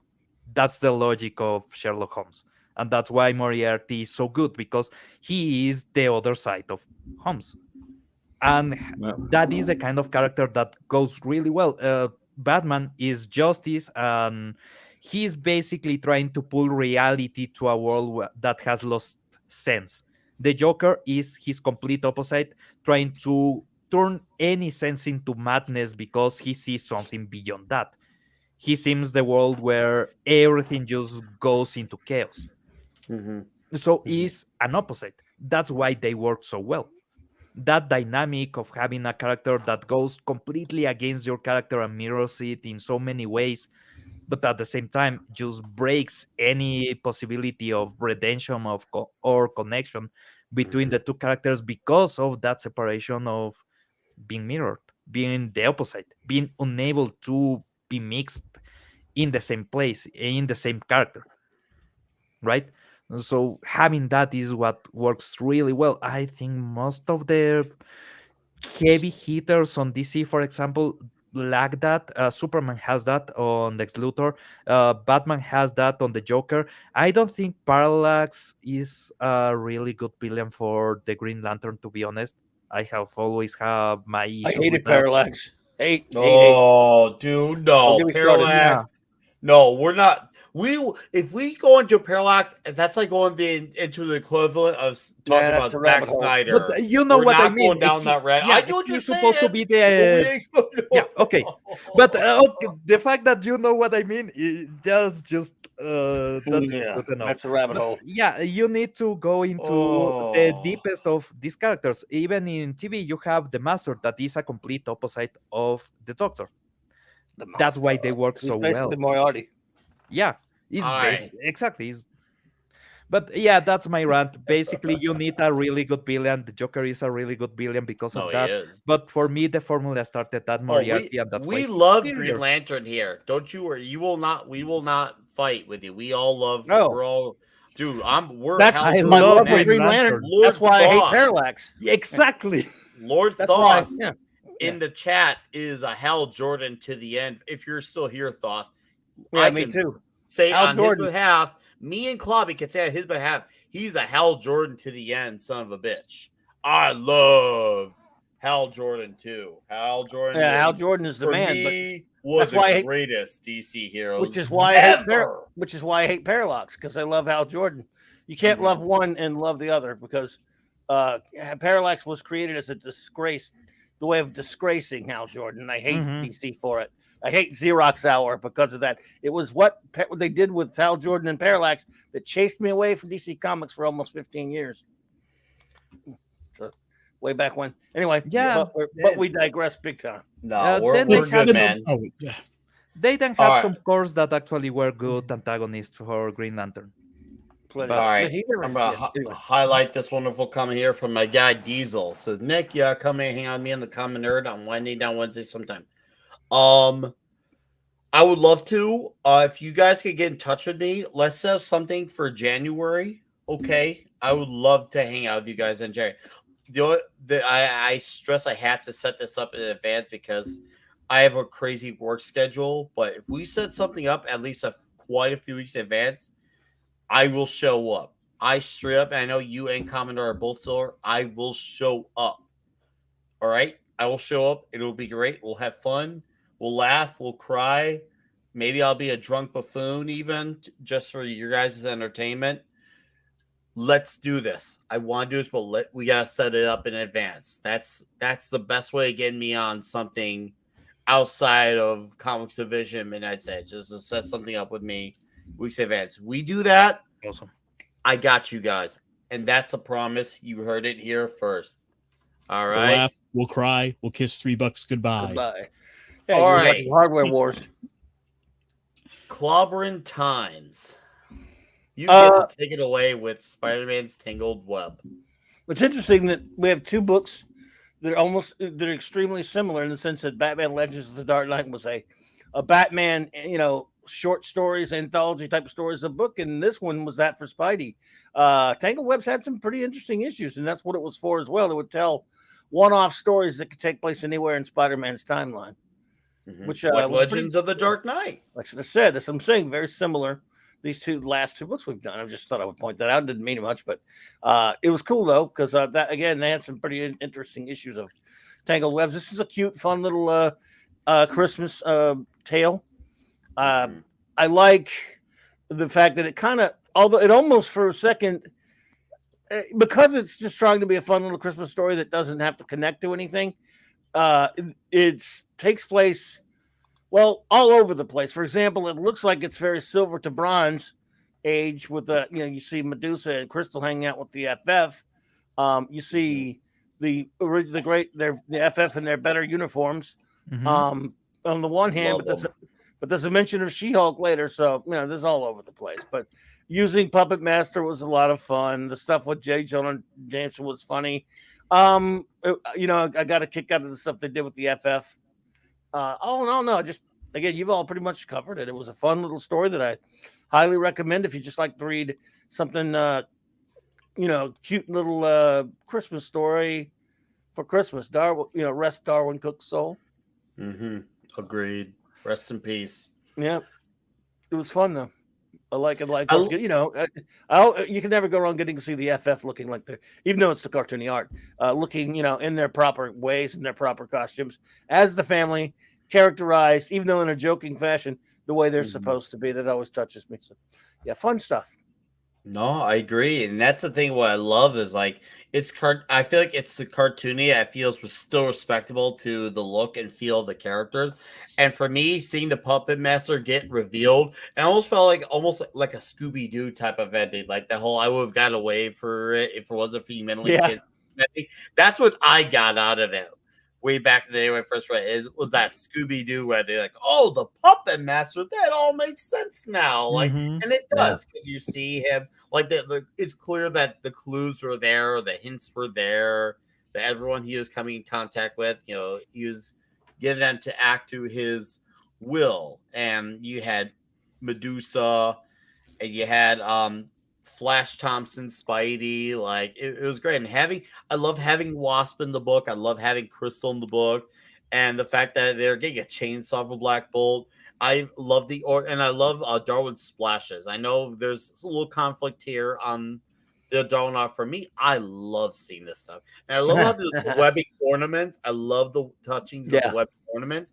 And there's one panel too, if I remember correctly, where Spider-Man says Luke Cage's line, "Sweet Christmas." I was just like, yes. You know what I actually found really, really cool about this book? What? The kids will actually believe that Spider-Man kicks Santa's ass. Oh yeah. And then there's this wonderful, heartwarming page. You got the unicorn ornament there. You got the tree there. You got the F4, fantastic card going with Johnny Storm. You got the kids happy at the end. And you got Peter with, basically the two loves of his life, his Aunt May and his wife, Mary Jane. And you got Jonah there too. basically like almost like a father-in-law equivalent type. I love this. I love his big splash Yeah. pages, whether it's a double spread or singular like this. I love Darwin's like splashes. I'm a big Wait, Darwin is splasher. the Human Torch trying to sequester Santa's reindeers or something? No, he's Look at just. the window. I think it's the Oh, I fantastic. see what you. Yeah, that's a fantastic car. That's a fantastic car. Oh, It okay. is. Yeah, it is. But I can see why you would think that though.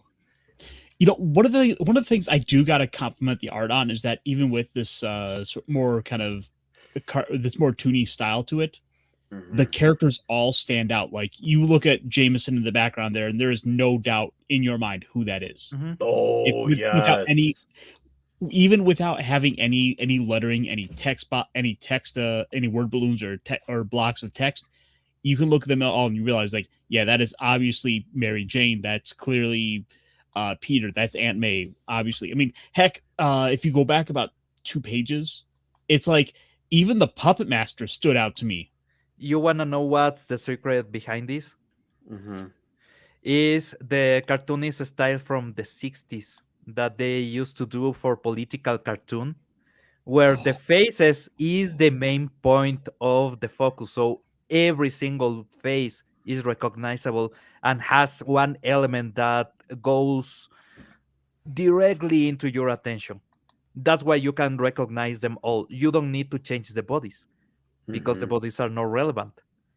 You are extracting all the character, all the way that you should think they will act, they will interact with you, anything, just from the face.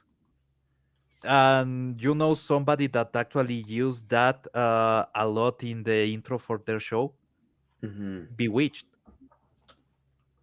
People. This is Oh the style yeah. of the Bewitched intro.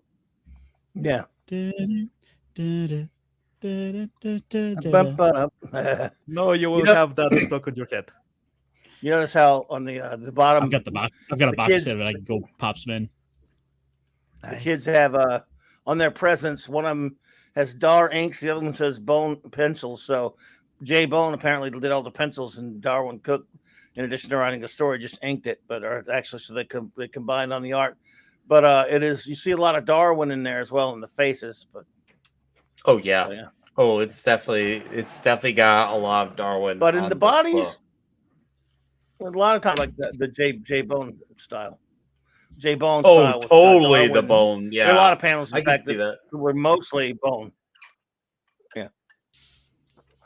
Yeah. All right. Hey, do you got anything else for this book, guys? Any closing wraps and thoughts before we get on out of here? Because I know in a few weeks we got our big Infinity Gauntlet marathon. We're going to talk about an individual issue each. So we'll have next week will be open talk, and then January we're just gonna go straight to the thick of it with the Infinity Gauntlet for what, a month and a half. I cannot wait. Prepare for some Warlock. Oh, dude, yeah. Next year, 2023 Comic Shop Talk. It gets like seriously, this show's gotten bigger over time, and this show's gonna get even wilder and funnier and crazier, and definitely more adventurous. And doing that Infinity show, I cannot wait. It's gonna be great. Yes, we were all talking about pizza, and I see you guys in the chat. Oh, dude, I love Christmas Crunch. I'm a big fan. That's one of my favorite seals this time of year. I always at least get a box or two every season. Gutsy. That's what's up, my friend. But yeah, do we have anything, guys, for this one? Or have we all said our piece? No, I think we've all seen our pizza on this one. yeah, I was thinking about pizza, and actually the other day Papa John's did something really cool in my country. Yeah, the family pizza. So that will be, I think, the 14-inch was $5 each. Cool. Yeah, I bought 4. I had a pizza today. Yay. Oh, did you really? What kind of Buongiorno. Yeah, I was gonna say I Nice. got like 15 minutes. Let's The talk cla- about the the croissant. greatness that we had. Well, No, oh yeah, the croissant crust. I love you the like that? croissant Those are pretty crust. cool. I love the croissant crust. I do have a little surprise for us, Nick. That won't take long. Yeah. If No, you'll go ahead, indulge me. show it off. We got like 15 My minutes. And then we present can to wrap you up. all. Well, we talked a lot about Batman tonight. Da-da-da-da-da. So, We who- need yeah. like we need like the '60s Adam West thing with like Nick's face in the middle, just ba-da-da-da-da. I use that on my show. Yeah. I actually use that one. Thanks to the great Mark D. Oh who- no, what did Mark do now? No, Oh. he made that for me, like for my opening of my show. So. Oh, Who would like to visit the silent night of the Batman? Very quickly. Ooh, yes. This is a classic Batman story by Mike Frederick and Neil Adams from 1972. Batman number 19 is in the back. This won't take long. It's very short. Fine. But I just thought it would show. It's not like a review or anything because it's nothing to review. It's kind of weird. Mhm. It's great Neil Adams art, right? It is of course Christmas Eve in Gotham City. Batman, of course, Silent Night of the Bat. This is considered if you Google top Batman stories, it's always the top, and I'm like, it's really not much of a story, but Commissioner Gordon calls Batman to the scene, folks, on a Christmas Eve night. What's the emergency, Commissioner? No emergency, Batman. Quite the opposite. In fact, I called you in because Christmas Eve is not a night for you to be out patrolling. It's just a season to be jolly. Like the saying goes, you know that, and I know that. Tell them that. Crime and disaster aren't inclined to observe holidays, says Batman. Yeah, that's Batman. Grumble. But Gordon says tonight is going to be different. I know it. He almost sounds inspired, he thinks to himself, but nothing ever happened by just saying. I should have started this off with, 'twas the night before Christmas and all through Gotham, Batman anyway. So come on, Batman, how about contributing your deep vocal cords? You're not quite Kevin Conroy yet, but to some Christmas carols. Why not? Batman is going to sing Christmas carols, folks. I kid you not. Oh, Why not? I can enjoy myself. Oh, I can enjoy myself no. until something happens. So here you go, dashing through the snow. Kid steals a package from a lady, and he's running off, and he finds his buddies. Hey, they stole something. He opens it up, and it's a Batman action figure. So, because it's Batman, they said Batman wouldn't approve of us being little thief jerkweeds. So he puts it back in the thing, gives it back to the lady. And then there's Batman again, singing away with the cops. Oh, isn't that fun? Oh, dude runs from a store, bumps into what he thinks is Batman. He goes, oh my God, I better shoot him. But it's not Batman. It's a guy collecting for support. Wayne Foundation Christmas Drive for the Blind. The guy feels guilty, and so he throws his gun in the garbage. Probably not a good idea for gun safety, dude, but all's well that ends well. Keep singing, Batman. I get the point that You they're better trying to prove. watch out. Keep You singing. better Yep. look right. You better not shout. I'm telling you why. Lovely lady seems to have gotten a letter about her. This was during Vietnam, by the way. Her dear her husband, apparently who was in Vietnam, is gone. She looks at the Christmas tree. She's desperate. She just decided herself with guilt. She purchases a rose. Reading the letter, she's standing next to a bridge. We all know what she's thinking. And she throws it over, but then who shows up? Hubby miraculously shows up. He's alive. And then silent night, holy night, all is calm, all is bright. Batman says, good heavens, it's 6:00. We've been singing here all night. Really? All night, guys? Jesus. Wow, Batman. You guys. It's a lot of singing, man. He was rocking. He never just sang. We haven't been disturbed by one report of robbery, murder, drug peddling, anything. It's like the spirit of Christmas. Peace took hold on everyone. And then there's this phantomly looking, but what is the Christmas spirit, Batman? Might it not be you or I? That's Gordon's ghost talking to Batman, I think. Next panel is just Batman's like swinging some eyes, playing tricks on me. Amazing. And then Gordon's just in there.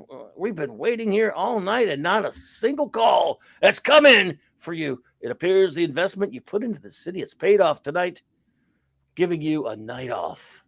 And so Batman swings away. Investment, spirit of Batman Christmas spirit. Says, thinks Batman, as the spirit of the peaceful night becomes one with the city. Dawn creeps and covers the skyline, and a new day begins. So, anyway, it's considered a Holy fat classic. marijuana. Let's finish that last bit. Screw it. Let's finish Okay. that last bit. I see it where it says for Okay. 2,000 For years. the Let's go all the way with it. All right. For the 2,000 years, mystics have experienced the many mysteries surrounding Christmas. Today, there is one more, the silent night of the Batman. In this holiday season of goodwill, piece from Mike Frederick, writer, Neil Adams, and Dick Giordano, artist, and Julia Schwartz, extraordinary editor, the legend. So, anyway, I covered this on my show a couple times. Purple and I talked about it. I just thought it would be a fun little brief thing to go over this classic. It's fun to poke fun at it a little bit, but it's ridiculous. I'm so glad you showed it off. Are you kidding me? Clobby. That was absolutely worth Thought it. you get a kick out of it. Holy I thought you'd like fat a rock. Huge kick out of it. Huge. A classic, dude. Yeah. And to think, Oh. no one was singing Jingle Bells, Batman Smells. Exactly. And that's great Neil Adams art, too. So, yeah, I thought it might. Oh, It's yeah. silly, Oh, but yeah, fun. it's incredible. That, once the again, faces. his Batman. Woo. Yeah. Woo. Oh, yeah. Adams and Giordano were the best. Just to give everyone a look at this sucker right. Oh, let's see here if I can do this here. No. Oh, no. That's no. Batman No, number no, no, no, 219, no, by the no. way. But Robin Layden ain't according to Tom Connors, that's just way too fucked up. Just Tom Connors said so. I know because he told me. Where It's is okay, Tom us. Connor?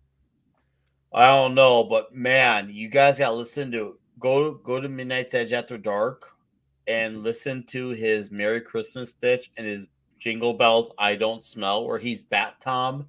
Guys, Tom put in so much amazing work for these songs. He needs it to be heard. Tom actually has a very serenading voice.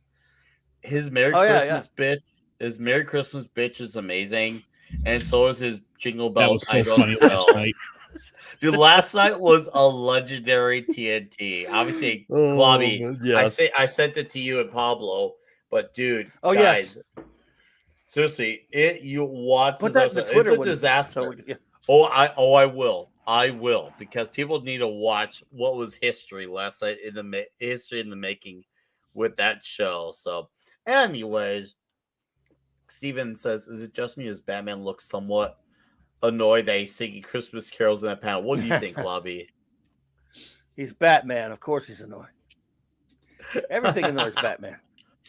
All right, and we got my guy Raymond G. Stanley for 556 says, "Nick, panel and chat, we good people, including you. This beginning, authoritarians do not control us. We are free people. Concept talk is culture. Amen."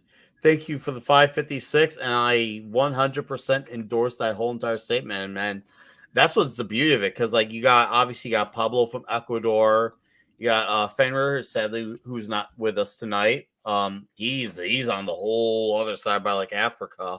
Like we are one, and we're all even though like we're all about the freedom here. We're all about being the fun group that we just hang out, shoot the shit over great comic books, drink some booze and enjoy each other's company. And we're lucky to have this group here, this little segue here on YouTube where we're all a giving bunch of human beings. So thank you for the 556 and Merry Christmas again, Raymond Stanley. And guys, keep your eyes out. These songs will be on Spotify. We will put out an album of this. So believe me, the Dix Division is going to go places you never thought possible in 2023. This ride hasn't even started. Let's just say we're at the stage where if we're talking Six Flags, we're at the Viper, but we have not even got on Raging Bull yet. So to sum it up, This is the culture. We're always talking about like fighting the culture, but this is the culture being created. This is and these guys over on with the Dix division are off making a Christmas album. Yep, it's good, dude. Wait, you wait, and that's the thing. We're not done. We got more Oh, specials coming up. We're gonna I look create more and more. You'll see Nice. in a few months. I can't announce what specifically, I but look forward to the Arbor we're Day gonna album. create a lot more. We're Dude. gonna make sure that this is gonna be a thing that is a cultural movement, and we're once again putting matters in our own hands, and we're gonna be long, hard, and strong together. It's gonna be amazing. So yeah. Bush's comments great. I gotta be honest, I didn't like Toxic Man Flu's song. I loved it. As you should. No, seriously, guys, you wait. The future of music is great. The future of the comic shop is great. We'll have a big year having a bunch of big specials where we're talking extended runs, whether it's Star Wars, EU, the Infinity Gauntlet, Adam Warlock stuff. There's Captain America stuff, or was it 4th of July stuff? I can't remember. All I'm trying to get is Oh, that we got a big year coming up, and of course, I've got a few writers and artists I'm looking at trying to get back on here or on here for the first time. We're gonna do that, and we're gonna continue to build the culture, and it's gonna be great. And we're still gonna do it. We'll continue to have nothing but absolute fun. So we're gonna have fun. We're gonna look good doing it, and some of us may be drunk while doing it. And yes, teamwork I can't believe you does would do make the dream work. So, anyways, guys, we're 2 hours and 15 minutes into the show. Seriously, thank you to our mods here who are here. Thank you guys. Thank you guys for the insane amount of super chats tonight. Christian, Raymond, Eric K, TZ5 Pico. You guys are very generous, and Merry Christmas. Seriously, an extra Merry Christmas of you. And for you to chat just for hanging out with us. Huge Merry Christmas to all of you. Huge. that. Huge.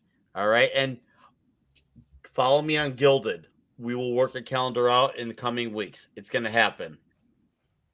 With that all said, oh yes, we are gonna kill it. It ain't me. All of us together. We're all gonna kill it, guys. We're all gonna kill it. I see all your huge. That's what's up. We're all gonna kill it. So we'll be here next week for the last comic shop show. It'll be open geek chat. Last one of 2022. Be here. Be amazing.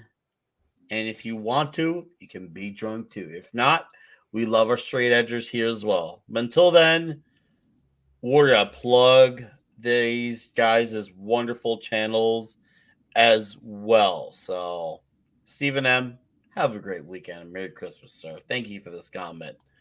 This is the part where we wrap it up. And we will start off with our man, Pablo. Hey, well, mi message español tomorrow, but more than plugging stuff, I just wanted to say Merry Christmas. Even if you are not religious like me, uh, there's still a good time just to spend with your family, spend with the people you love because they are there, and actually there's a lot of setup that you can use to get really cheap stuff if you want to party. So, well, you know what I mean. Just think about it. That's a good reason to meet the people you love, have a good time, and enjoy each other. Because in this life, we're just for a small, brief moment, and after Mhm. that, well, when we are gone, we're gone. So it's a good moment, even if you don't really believe in any religion, or if you believe in a completely different religion. Mhm. It's not about what you believe, it's about there's people here that you can go and meet, there's people that you can hug, there's people that you can just laugh with and enjoy with. Mhm. And I think if everything is right for tomorrow or the day after being a party with your people, well, it is season. It doesn't matter what you believe. Matters the people that's there. So yeah, I just wanted to say that, and I wanted to say how thankful I am because I have these moments to talk about comics and things that for most people will be silly. For us are this important enough to actually have deep discussions about it without any semblance of just joke of laughter. Is we are serious when we talk about some of this stuff because we love it so much, and that's great. That shows the passion, that shows the enjoyment, and being able to connect with people that are so passionate and that enjoy so much of the things that I love. I'm really thankful for that. And yeah, having this moment to share with you guys each week is amazing to me. So yeah, Pablo, I've enjoyed 80 episodes of this journey with you, my hell yeah, friend. mano. This has been absolutely magical, sir. And we're so close to 100. By the time May hits, we're gonna get there, and it's gonna be fantastic. This has been absolutely special. We captured. I feel confident to say we captured lightning in a bottle when we Hell started. yeah. We didn't know it was gonna lead to this path, but I'm so glad that it did. Thank you for being part of the show. You have a great weekend. A Merry Christmas. I will see you Thank you, soon as brother. always, and we're gonna go out huge Oh yeah. next week, my friend. All right, and Cheers to you, guys, Nicole and Bart. guys, it's Pablo right here. Thank you, Rare Carey, for plugging in Pablo's Midnight's Edge Espanol. Take care, Thank you very much. sir. Ironcaster. I want to say that, I feel like if anything else tonight, we've shown that even if you don't celebrate Christmas, you can still enjoy the season, even if you're a big giant evil death robot. Exactly. But of course we should. Merry Christmas, kid. I'm having too much fun with that voice thing.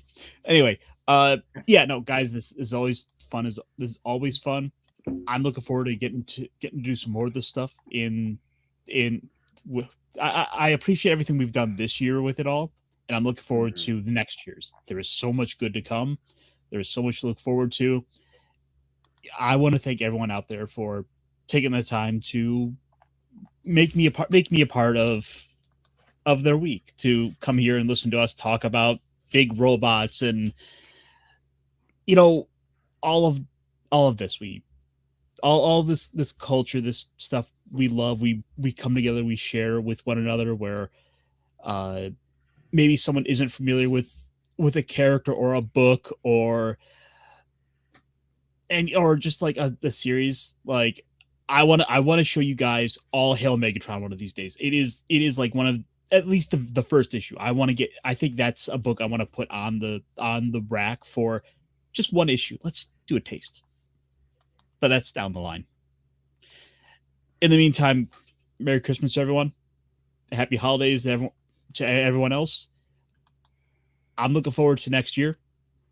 We're 80 down, and I'm going to be here for the next 80, for the next 160, for the next 320, and on yeah. and on and on. Whoa! Let's go. Oh man, love it. Ironcaster, thank you very much, sir. I cannot wait till we go out with a huge bang. Huge. Oh, that was Nice. glorious. That was glorious. Have a great weekend. Merry Christmas, sir. All right. Thank you very much. And before I bring it on to Clubby, shout out to Heron Alexandria. Hey, Good morning. Heron. Good evening to you. Hey there. And Raymond says, Merry Christmas, chat. I'm emotional, guys. So I hope you all smile and live. Shout out to everyone. Pablo with the knowledge. And Vince Womack, Merry Christmas to you and your family. Sir, Merry Christmas to you. Raymond G. Stanley for $2 says, I want to be drink too. Dude, maybe one day you come to a meetup. I'll break you in with your first drink. You come to a meetup, I got you first round. All right, buddy? Cheers to you. And now, clobbering times. Hey, everybody. Thank you so much for being here with us tonight. Thanks for having me, Nick. Appreciate you, buddy. Appreciate you. what a great friend you have been to me over the years now here on YouTube. We've been doing this together for a good while, buddy, and Yeah. honored to have been part of the Comic Shop gang. Nick's Comic Shop gang. Nick's Comic Shop quartet, except they're more than 4 of us anyway.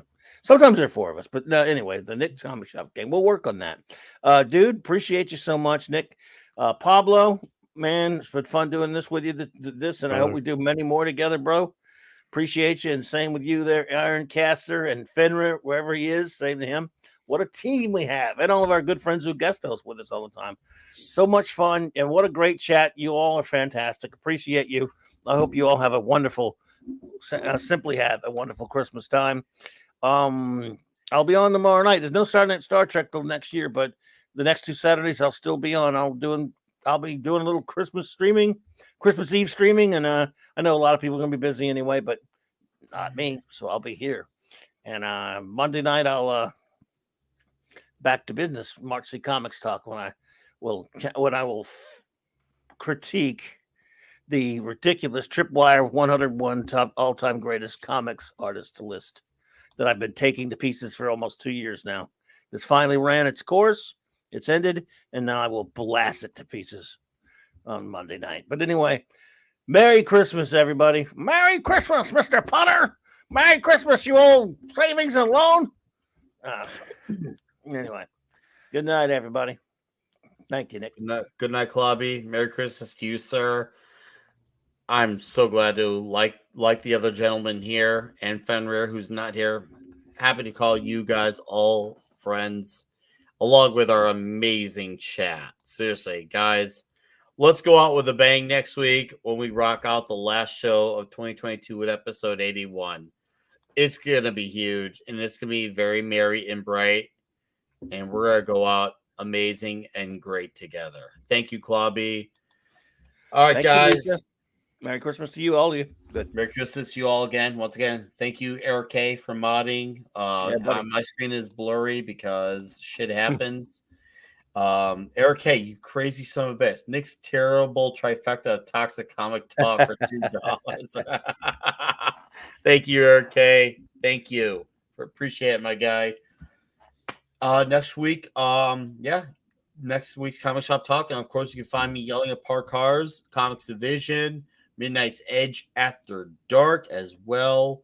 And I will finally have time to put out a video. For any of the remaining metalheads in the chat, I will have a best of 2022 takes. So keep your eyes and ears open for that one.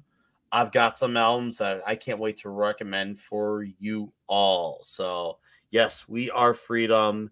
It's not that great. That is, from my end, it was blurry. So yes, have a wonderful weekend, everyone. Merry Christmas to all. Seriously, guys, thank you for being here.